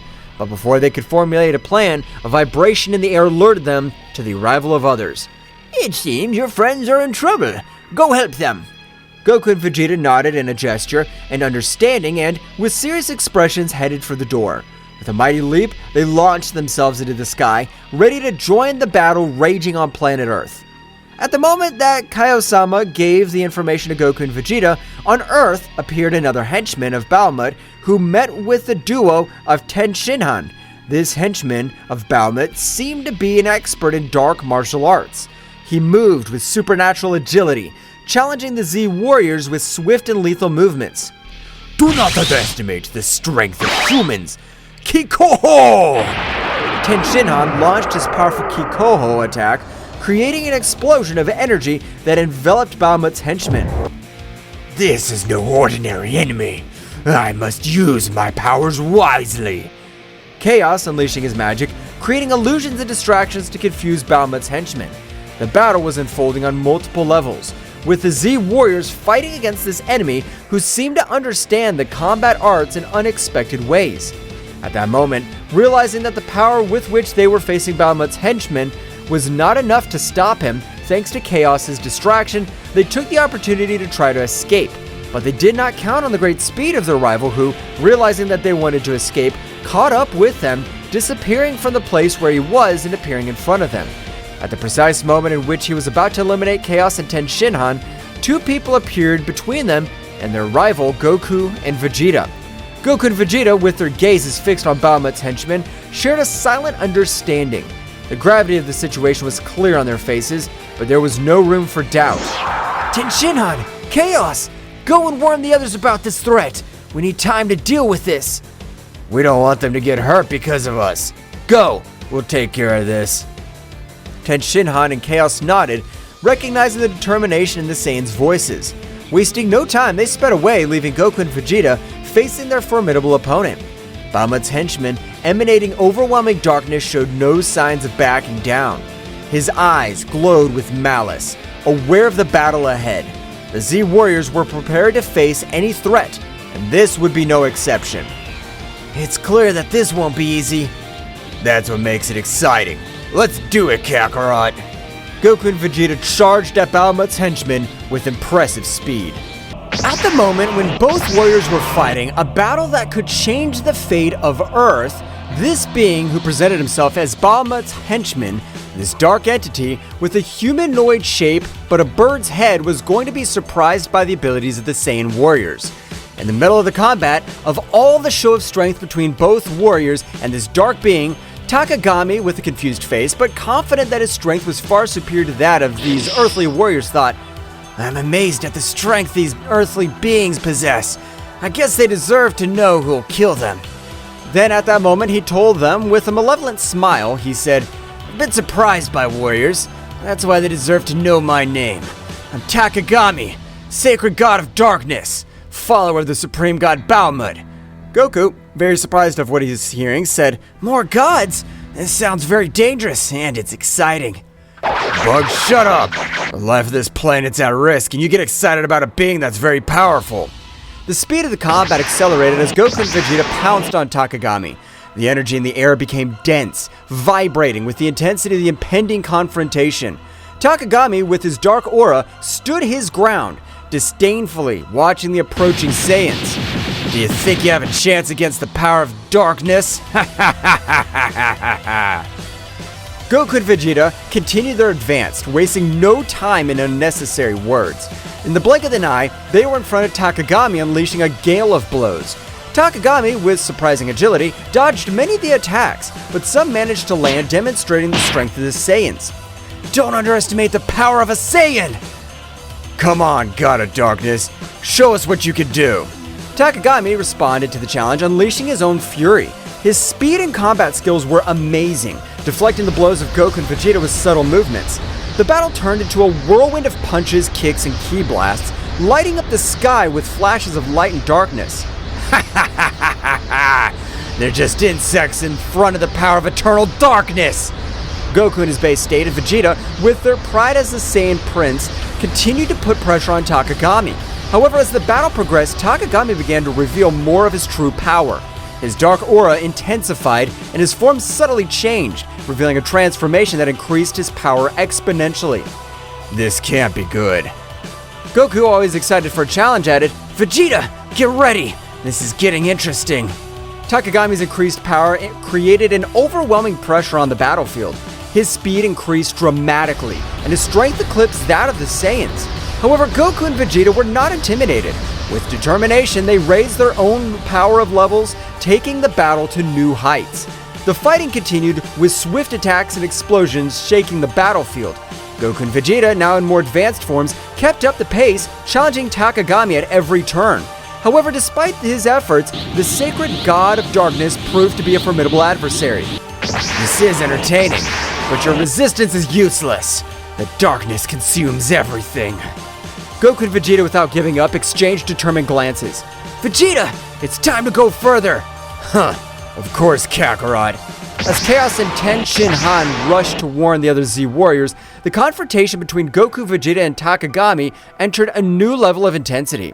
The struggle for the fate of the universe was in full swing. A cosmic battle was raging on planet Earth, where darkness and light collided in a frantic dance of energy. Goku and Vegeta, the brave Saiyans, were facing Takagami, the Falcon, sacred god of darkness. The intensity of the combat resonated in the universe, and every movement threatened to tear reality itself apart. Takagami, who had increased his power, floated in the air with an imposing presence and dark aura. His eyes glowed with malice as he watched the Saiyans, who stood firm, prepared to defend their fate of the planet. In response to their enemies' increased power, Goku and Vegeta channeled their ki to the maximum, raising their power to the Super Saiyan. "Vegeta, this guy's strong, but that only means that this fight will be even better." Huh, of course, Kakarot. This is our time to shine. The planet Earth vibrated with the energy released by the three contenders. The distant stars seemed to pale before the magnitude of the conflict. The clouds were dissipated by such a demonstration of power. Takagami, with his increased speed, lunged at Goku with a darkness-laden punch. Goku, using his elasticity and quickness, dodged gracefully, leaving a trail of flashes around him by the speed at which Takagami was lashing out with his nigh-speed punches. Vegeta, with a burst of ki, stepped between Goku and Takagami, blocking an attack that would have been devastating his fellow Saiyan. The shockwave from the collision sent debris in all directions. I expected nothing less from you, sacred god of darkness. Takagami defiantly unleashed a series of dark blasts towards Goku and Vegeta. The Saiyans responded with perfect timing, countering each attack with precise strikes and energy waves. The scene looked like a combat symphony, where every movement was choreographed with divine precision. Goku, with a twinkle in his eye, concentrated his energy on his hands. A bluish sphere of energy began to form, growing in size and luminosity. Vegeta, observing the familiar technique, smiled as he recognized the power that Goku was summoning. A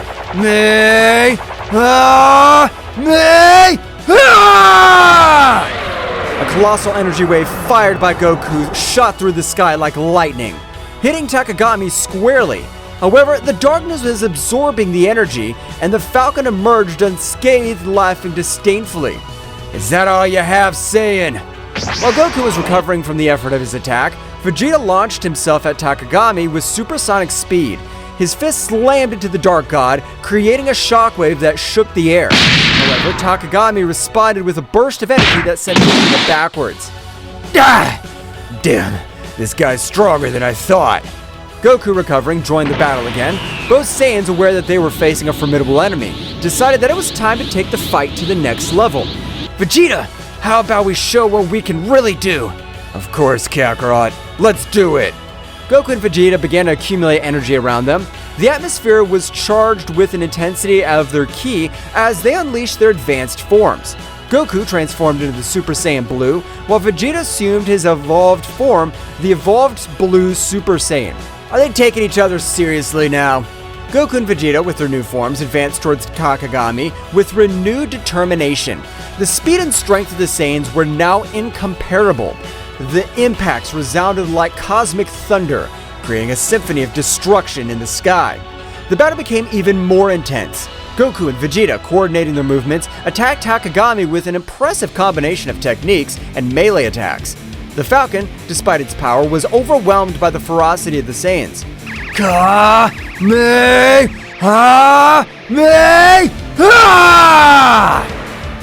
Final flash!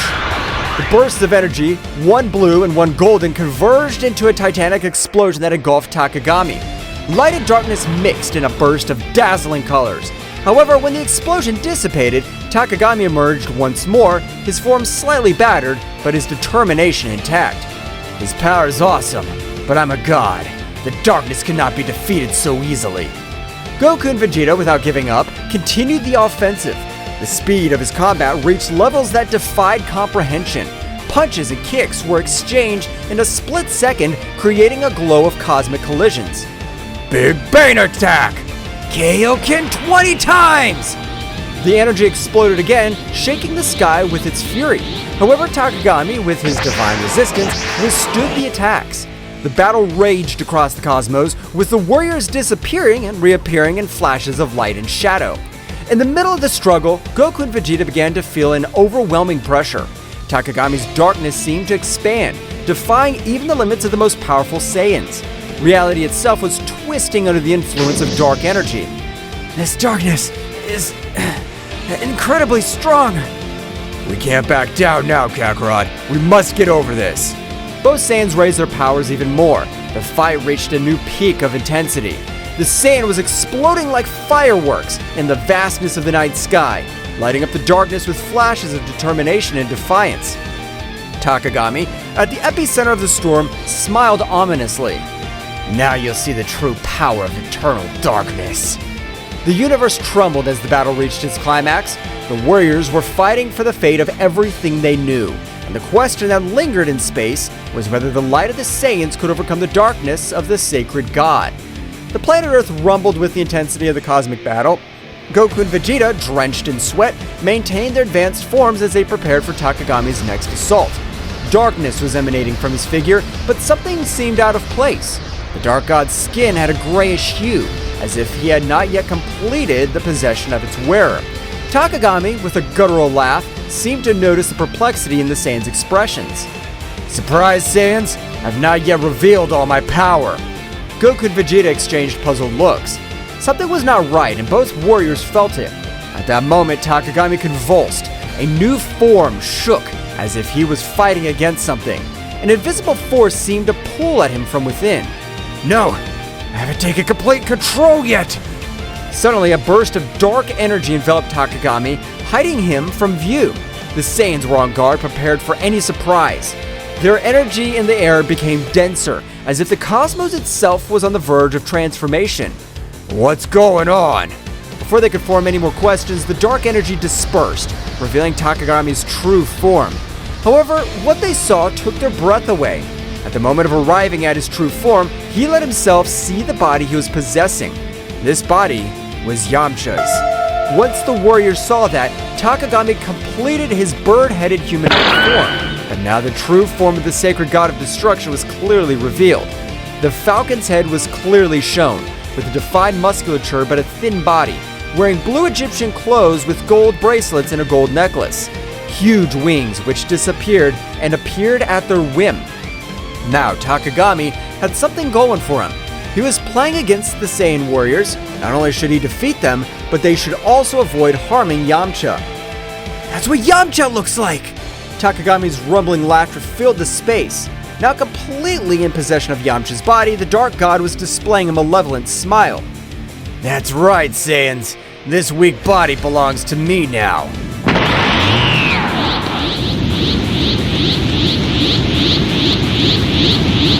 Vegeta gritted his teeth furiously. Damn it! How dare you possess one of us? It's not just one Saiyan. Soon all of you will become Bahamut puppets.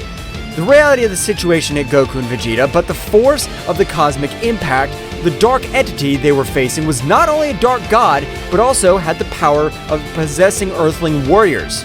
Yamcha, now inside the sacred god of darkness, did not have any sign of consciousness.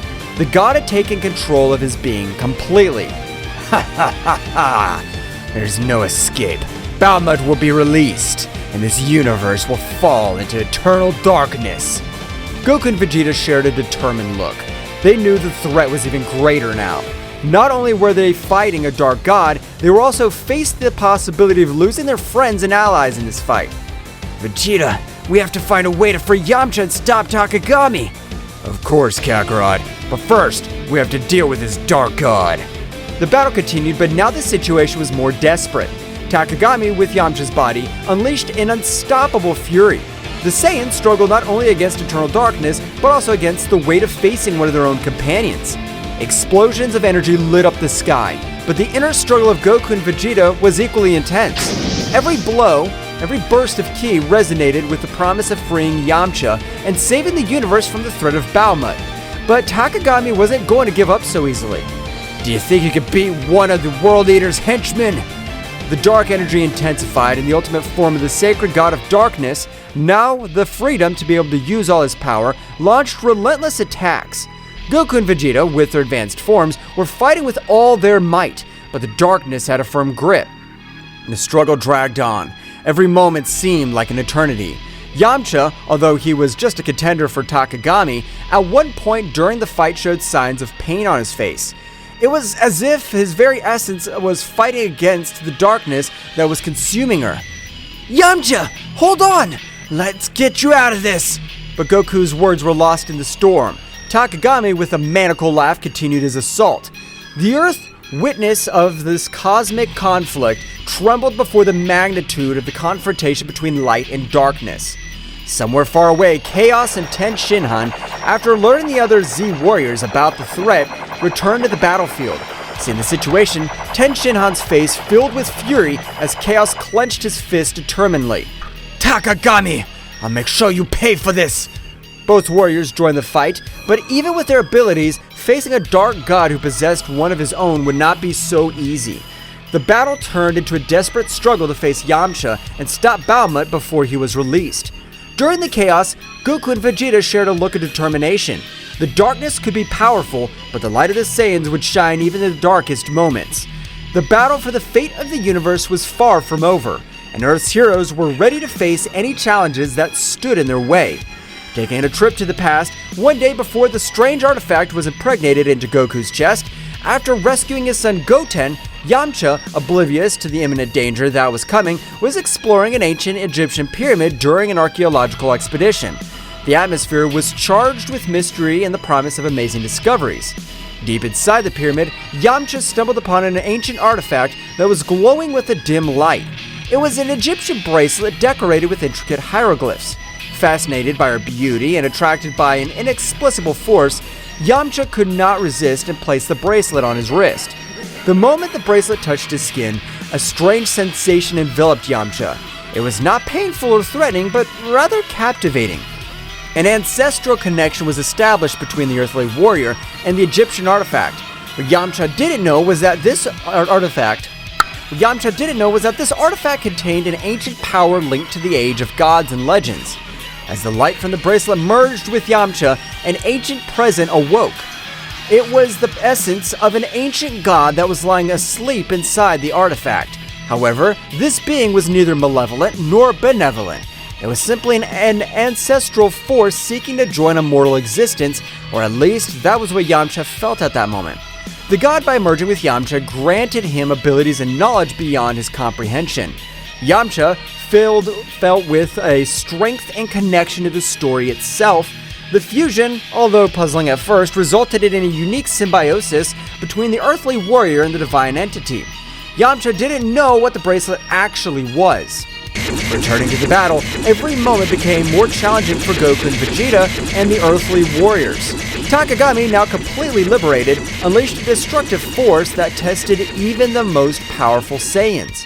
In an effort to turn the tide of the battle, Ten Shinhan and Chaos joined the fight. Both warriors, aware of the threat possessed by Takagami, threw themselves into the fray bravely. His unique skills and determination added a new dynamic to the conflict, but even with his intervention, the darkness persisted.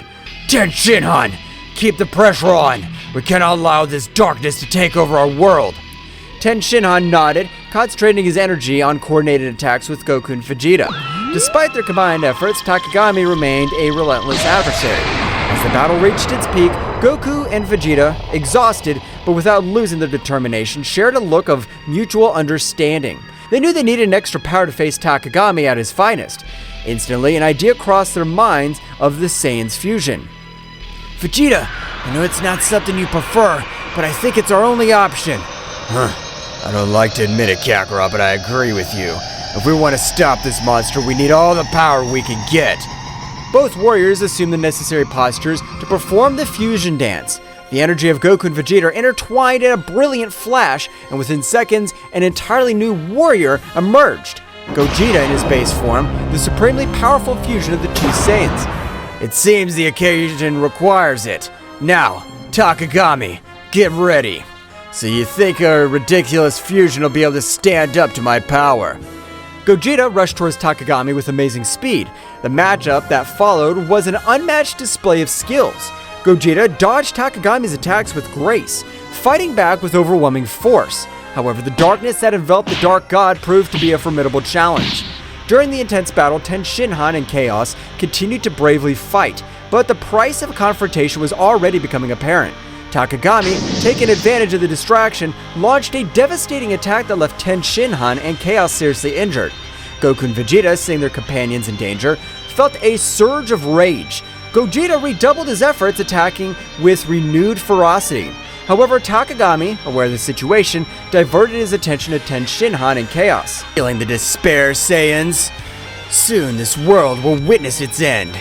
Goku and Vegeta, full of rage and determination, increased their speed. They knew they needed to do something before Takagami carried out his threats. The battle reached its climax when Gogeta launched a massive attack on Takagami, seeking to break his resistance. However, the darkness surrounding Takagami intensified, revealing a surprise resistance. It was then that Tenshinhan and Chaos, still on the ground, exchanged a determined look. They knew that whatever they had to do to give Gogeta a chance to defeat Takagami. Goku, Vegeta, you need time. I'll take care of holding this monster. I'll come with you, Tenshinhan. Together we'll be the barrier they need. Goku and Vegeta, although reluctant to lose their friends, went at full speed to avoid what they had in mind. Don't do it, Tenshinhan! Chaos! Tenshinhan and Chaos stood up, ignoring the pain coursing through their bodies. With determination, they faced Takagami, resisting his attacks with all their might. Gogeta, seeing the situation, understood the magnitude of the sacrifice they were making. We cannot disappoint this sacrifice. We have to win this. While Tenshinhan and Chaos bravely fought Takagami, Gogeta continued his assault with the intensity intact. The battle was taking place on two fronts, with the Earth Warriors sacrificing themselves to provide the necessary opening. Goku and Vegeta, as he approached, their hearts were filled with sorrow and gratitude towards Tenshinhan and Chaos. Gogeta, with supersonic speed, approached the scene where Tenshinhan and Chaos were bravely facing Takagami. His gaze reflected the mixture of determination and regret, knowing that the sacrifices of his teammates were the key to victory. Hold on a little longer, guys. Let's put an end to this. The Saiyan fusion advanced towards Takagami, who, upon seeing Gogeta's arrival, stopped attacking Tenshinhan and Chaos to confront the fused warrior. The intensity of the battle reached a new level, with attacks and counterattacks echoing across the battlefield. Tenshinhan, with his remaining strength, took advantage of that distraction to hold Takagami with all his strength, preventing him from moving freely. His face showed determination and resignation at the same time. Chaos, this is your chance! Make every second I hold this monster worth it! Chaos, next to Tenshinhan, nodded weakly. His body showed the ravages of the battle, but his eyes were shining with all the will to do the duty. Tenshinhan is right, Gogeta. The light will always prevail over the darkness. Remember that. Goku, Vegeta, take care of our world. This is our last act. At that moment, Chaos accumulated an immense amount of energy to sacrifice himself. Gogeta, who was very close, were hit by the shock wave of the explosion. Gogeta, recovering from the impact, looked at the place where his companions were with solemnly. Your sacrifice will not be in vain, I promise. After what happened, Gogeta raised his head and with an uncontrollable anger increased his ki in such a way that he made the battlefield rumble, making the stones that were in the place fly, making Takagami retreat only with the gusts of air that expanded from his being.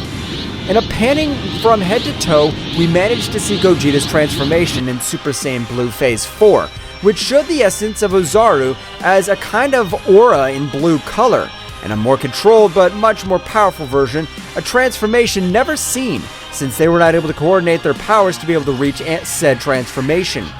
as Gogeta's energy transformed into a surprising and controlled version of Super Saiyan Blue Stage 4, a brilliant blue essence of Ozaru manifested around him, revealing unparalleled potency.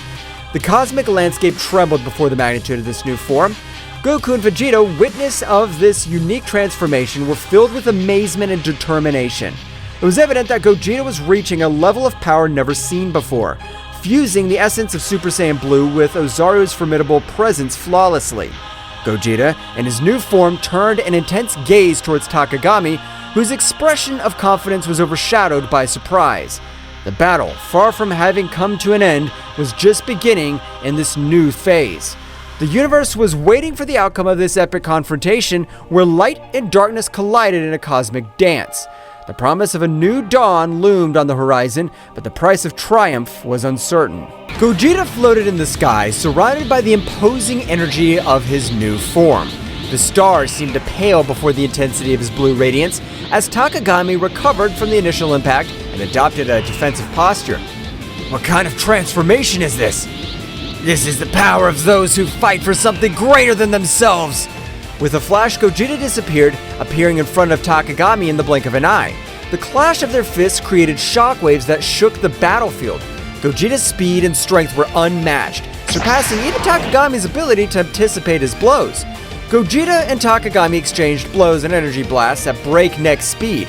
Each impact resounded like cosmic thunder, creating an epic symphony on planet Earth. Your attempt to revive your so-called gods ends here, Takagami. But you're a bug in the face of the greatness of my power. In an instant, Gogeta unleashed a burst of concentrated energy, enveloping Takagami in a whirlwind of light and force.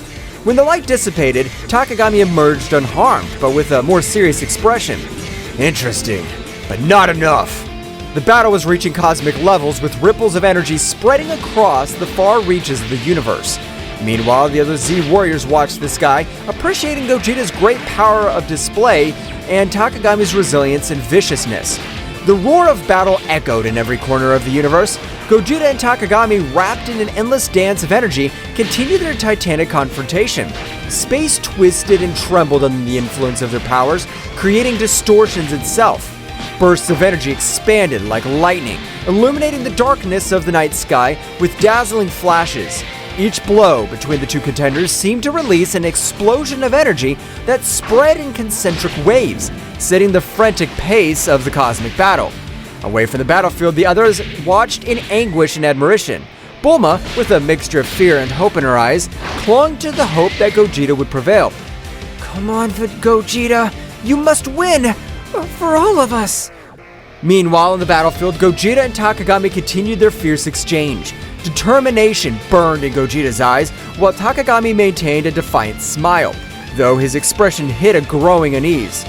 This is for the price you pay for defying the peace of the universe! With a swift movement, Gogeta vanished and reappeared behind Takagami, launching an energy-charged punch straight at his back. But Takagami, anticipating, quickly spun around and blocked the attack with the dark energy shield. Haha! Is that all you got? In response, Gogeta intensified his assault, unleashing a continuous flurry of punches and kicks. Each impact resounded like thunder. But Takagami, though outmatched in speed, resisted with his dark power, countering the attacks with deft movements. During the scuttle, Takagami took advantage of the prevalent moment of openness and opened up a launched energy bolt straight for Gogeta's chest. The resulting explosion shook the universe and Gogeta was thrown backwards, leaving a trail of blue energy. Is that all hope can do? Gogeta recovered quickly, stood up with determination. The glow of his transformation increased even more. This is far from over. The battle continued, leading them again to display an ever-increasing amount of power. In this fury, Gogeta unleashed power that defied the laws of the universe, and Takagami, despite his arrogance, began to show signs of concern. The tension was palpable. The Z warriors felt the intensity of the confrontation, even when they were a long distance away from where the battle for the future of the planet was taking place. Piccolo was seriously watching, calculating every move and thinking at some point this battle, which was far from over, would be a favorable outcome. Piccolo, in his thoughts, Goku, Vegeta, we trust you. You must win this battle! The battle reached a new climax when Gogeta and Takagami met at an eminent point in the battle. The energy emanated from them, illuminating the vastness of the dark sky, creating a dazzling spectacle of colors and flashes. You cannot escape darkness! Darkness will never prevail over light! You're a fool if you think your light can eclipse my power! Suddenly a voice echoed in Gogeta's mind, a familiar but distant voice. Gogeta, do not underestimate your enemy. Truth lies within strength. The transmission abruptly cut off, leaving Gogeta bewildered. Before he could reflect on it, however, Takagami lunged towards him with surprising speed, unleashing a series of punches and kicks that left Gogeta struggling to keep up. At that moment, a fleeting image flashed through Gogeta's mind, a vision of his loved ones, of his purpose, and the responsibility he carried on his shoulders. The energy of the transformation fanned, and Gogeta, with newfound determination, struck back with renewed ferocity. This is the limit of your tyranny, Takagami! The limit's up to you, Gogeta, and your limit is my power! Suddenly, the sky around him fragmented, and multiple distorted versions of Takagami emerged from the dimensional rifts, each with a malevolent grin. You cannot defeat me, Gogeta! I am eternal! I'm a god! You may be powerful, but I'm not alone in this! The battle reached a new intensity as multiple distorted incarnations of Takagami surrounded Gogeta. Each emanated a dark energy that defied the laws of the universe. The air itself seemed to vibrate with the pressure of their combined presences. At that precise moment, Goku and Vegeta's fusion had come to an end due to the amount of power they had used in order to stand up to Takagami.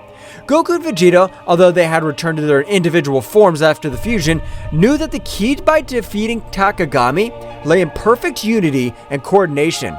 Vegeta, we're in this together. Let's give all our power to be able to confront him so we can free Yamcha from this so-called god. Yes, Kakarot, this insect will not defeat us. The Z Warriors watched in amazement, aware that the fate of the universe hung in the balance. Piccolo analyzed the situation, looking for any weaknesses that could be exploited. The others prepared to act if the opportunity presented itself. Goku and Vegeta, now separated, their fusion as Gogeta, faced Takagami with determination in their eyes. The dark presence of the supposed god loomed over them, but the Saiyans were determined to free Yamcha and put an end to the threat he posed. Vegeta, we need to coordinate our attacks. We've always been stronger when we fight together. For once, I agree with you, Kakarot. This insect will pay for what he did. The two Saiyans lunged towards Takagami, attacking with a combination of punches and ki blasts. Takagami, though powerful, was momentarily overwhelmed by the timing of the two warriors. However, his sinister laugh echoed across the battlefield. Your union will change nothing. My power is unlimited. Goku and Vegeta exchanged glances, realizing that the situation was more serious than they had imagined. Takagami unleashed a wave of dark energy that sent them flying, but they quickly recovered, ready to continue the fight. The Z Warriors watched with concern. Gohan, though a bit intimidated by Takagami's power, maintained his unwavering determination. Piccolo, with his keen intelligence, pointed out a possible weakness. It seems his power is linked to some source. We must find a way to break that connection. Goten and Trunks, who had arrived along with Gohan, eager to join the battle, looked at their parents with concern. However, Piccolo stopped them. Guys, we need a plan before we launch into battle. Your strength will be crucial at the right time. While the Z Warriors thought of a plan, Goku and Vegeta continued their fierce assault against Takagami. Every time it seemed they were about to defeat him, his power increased and the evil emanating from him intensified. Ha ha ha ha! Your resistance is useless. My power thrives on despair and suffering. Then we must find a way to change that. Vegeta, we need to attack together, but with a strategy. You're finally thinking clearly, Kakarot. Let's do it. The two Saiyans, coordinating their movements, executed a series of synchronized attacks. Although Takagami was defending himself skillfully, he began to show signs of discomfort. The connection between his power and the external source seemed to be faltering. At that instant, Piccolo noticed the opportunity. Now is the time. Gohan, wait for the opening we'll give you so you can attack. Goten, Trunks, follow me on my signal. Gohan nodded, conveying a look of confidence to his friends. Goten and Trunks prepared to act on Piccolo's directions. Everyone, let's send our energies to Goku and Vegeta. We must strengthen their connection and weaken Takagami's source of power.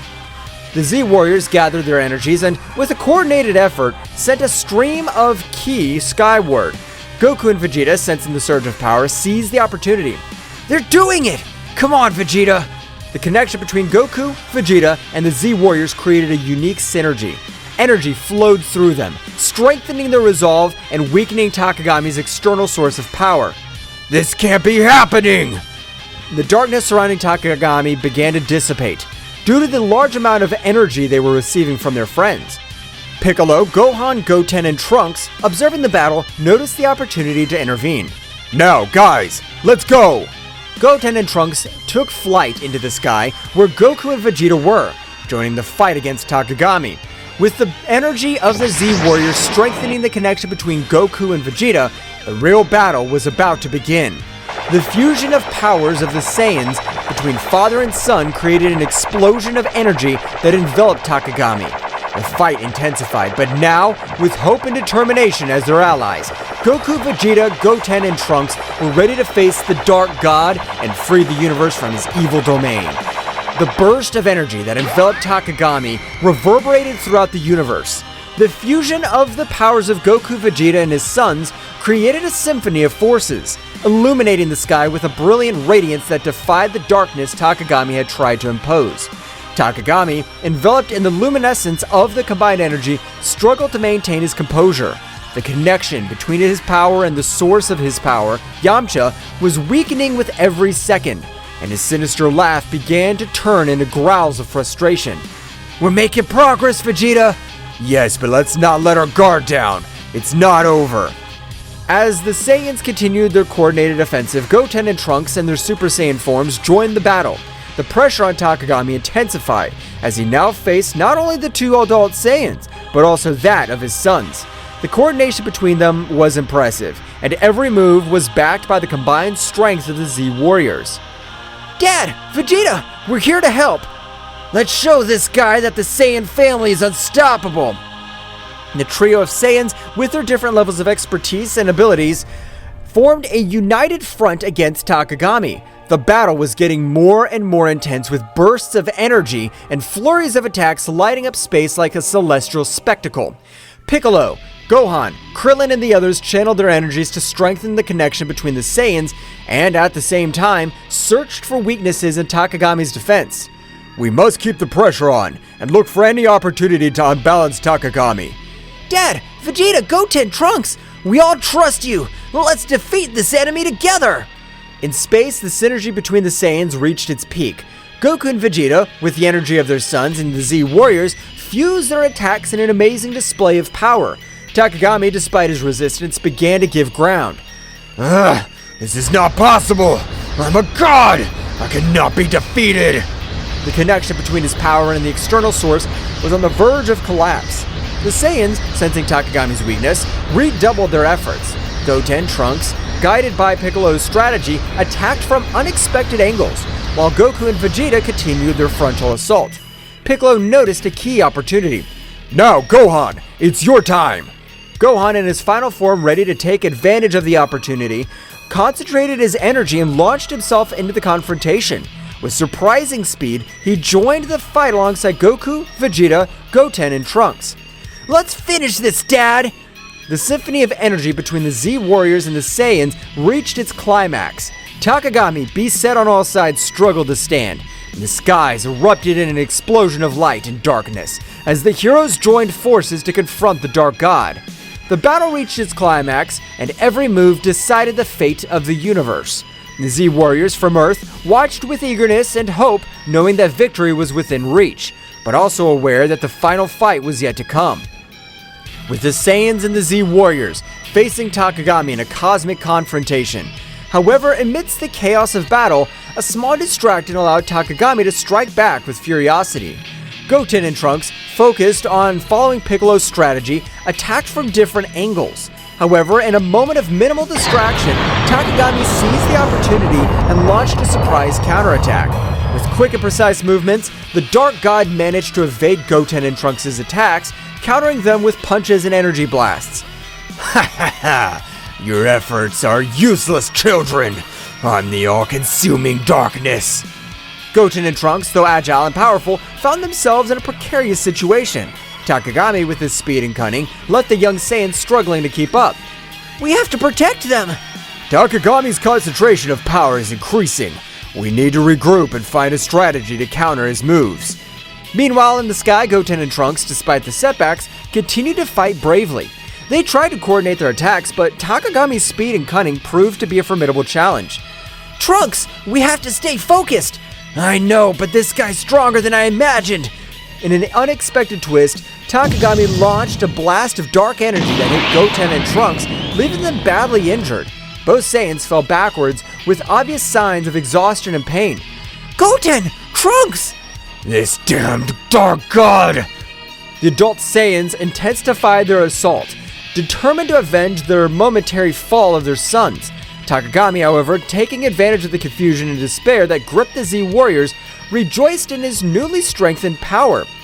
This is how the heroes of the universe give up. They may fight, but in the end, darkness will always prevail. The result was becoming even more tense. The Z warriors, though determined, were facing the reality that their fight was far from over. Goten and Trunks, wounded but not defeated, were struggling to recover and rejoin the battle. We need a new approach. Takagami's strength increases with each passing moment. We'll protect Goten and Trunks. We'll not let the darkness prevail. The battle, now more critical than ever, was plunging into a desperate confrontation where the survival of the universe hung in the balance. Gohan, observing the critical situation of his brother Goten and Trunks, could not contain the fury that burned within him. A flash of anger crossed his eyes, and his energy rose to levels that would leave even the most experienced Saiyans dumbfounded. He lunged towards Takagami with shocking speed, ignoring any concern for his own safety. With this price, you'll pay for hurting my family! His speed and furiosity impressed everyone on the battlefield. Every blow he delivered carried with it a pent-up rage of a protective brother. Takagami, though initially surprised, adapted to the intensity of Gohan's attacks. Do you think your anger can stop me? I'm going to protect my family and the entire universe from your darkness! The battle between Gohan and Takagami unleashed an energy storm in space. Goku and Vegeta watched in awe and fear as the conflict reached levels that defied comprehension. Despite their determination, they realized they were facing a power beyond anything they had faced before. This kid, his power is amazing! We can't let Gohan fight alone. We must support him! As Gohan continued his relentless assault, Takagami showed a significant improvement in his defensive ability. Every blow was met with inhuman prowess. The battle reached a point where the universe itself seemed to be on the verge of collapse. The epic confrontation between Gohan and Takagami pushed the Saiyan warrior to the limit of his abilities. Despite Gohan's bravery and skill, the Dark God, with unmatched cunning and speed, found an opening in his defense. With a graceful twist, Takagami unleashed a ripping attack, a blast of dark energy that sliced through the air with a malevolent precision. Gohan, surprised by the speed and ferocity of the attack, barely had time to react. The energy wave hit Gohan full on, enveloping him in an explosion of light and darkness. The force of the impact threw Goku's eldest son backwards, causing him to stagger, desperately struggling to stay on his feet. The dark energy left its mark on Gohan's body, marking him with deep, tearing wounds. Gah! This can't be so strong! Takagami, with a sinister smile, hovered in the air, observing the result of his devastating attack. The black energy around him seemed to vibrate with satisfaction as Gohan tried to recover. This is the power you praise so much. You're no match for me, Gohan. Goku and Vegeta, witnessing the scene from a distance, gritted their teeth helplessly. The situation was becoming more critical with each passing moment. Goten and Trunks, still injured but recovering, were prepared to rejoin the fight. Gohan! This damned, we can't let this continue. Goten and Trunks, sensing the urgency of the situation, approached Gohan to help him. Despite his own injuries, determination shone in his eyes. Brother, are you alright? Yes, but we need a new approach. We're not going to let this guy get away with this! Meanwhile, Piccolo and the other Z Warriors were also assessing the situation, looking for any opportunity to change the course of the battle. The pressure on them was mounting, and the need to find an effective strategy was becoming more apparent. We have to work together. Gohan, can you keep fighting? Gohan nodded, ignoring the pain coursing through his body. His determination had not dulled, on the contrary. Takagami's imminent threat stoked it. I can't give up, but we need a strategy. Something that could surprise him. Surprise him, you say? As the Z Warriors immersed themselves in strategy to counter Takagami, a small distraction took over the battlefield. Goten and Trunks, aware of the need of a different approach, exchanged determined glances. Without saying a word, they assumed the familiar fusion dance stance. The other warriors, immersed in their tactics, barely noticed the sudden disappearance of Goten and Trunks as they performed the fusion. The energy around them condensed into a brilliant flash that revealed Gotenks, Super Saiyan, the powerful fusion of the two young Saiyans. Ready to give this guy a surprise! With impressive speed, Gotenks launched himself towards Takagami, who was momentarily startled by the new presence on the battlefield. Gotenks, with his characteristic air of self-sufficiency, began to unleash a series of swift and agile attacks, challenging the Dark God with renewed energy. Here I come! Takagami, however, far from being intimidated, smiled sinisterly. With a casual gesture, he deflected Gotenks' attacks as if toying with him. Is that all you've got, you little fused insect? Gotenks persisted, intensifying his attacks, trying to find an opening in Takagami's defense. However, the Dark God, with a graceful move, countered each blow with ease. Come on! It can't be! In the moment of distraction, Takagami took advantage of the situation. With impressive speed, he launched a blast of dark energy that enveloped Gotenks before he could react. The resulting explosion threw Gotenks backwards, knocking him to the ground unconscious and disfigured. Gotenks! This is worse than we thought. Takagami, now more confident of his superiority, hovered in the air, glaring at the defeated warriors. Goten and Trunks, still unconscious, lay on the ground as Takagami revealed in his moment of victory. Ha ha ha ha! Is this all you offer, Z Warriors? Your desperation only increases my power. With the outlook darkened by Gotenks' momentary defeat, attention turned to Gohan, who, badly wounded but driven by an inner strength, began to radiate intense energy. The pain in his body seemed to fuel his determination, and a wild golden glow enveloped as his ki reached never-before-seen levels. In the blink of an eye, Gohan transformed into Super Saiyan Phase 3, a form of awesome power that surprised even Takagami. Gohan's hair grew out of control, his muscles swelled, and his expression reflected a mixture of pain and fierce determination. What is this? A new trick? Gohan, with a wild roar, launched himself towards Takagami with shocking speed. The force of his blows and the intensity of his attacks shook the battlefield, creating a storm of energy around him. The conflict between light and darkness took on a new dimension as Gohan challenged the limits of his own power.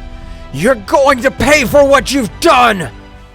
Well, guys, this is all for today's chapter. I hope you liked it and it was to your liking. Now, don't forget to leave your powerful like, Supreme God level, comment, and subscribe. Now, without further ado, see you in a new video. Until next time.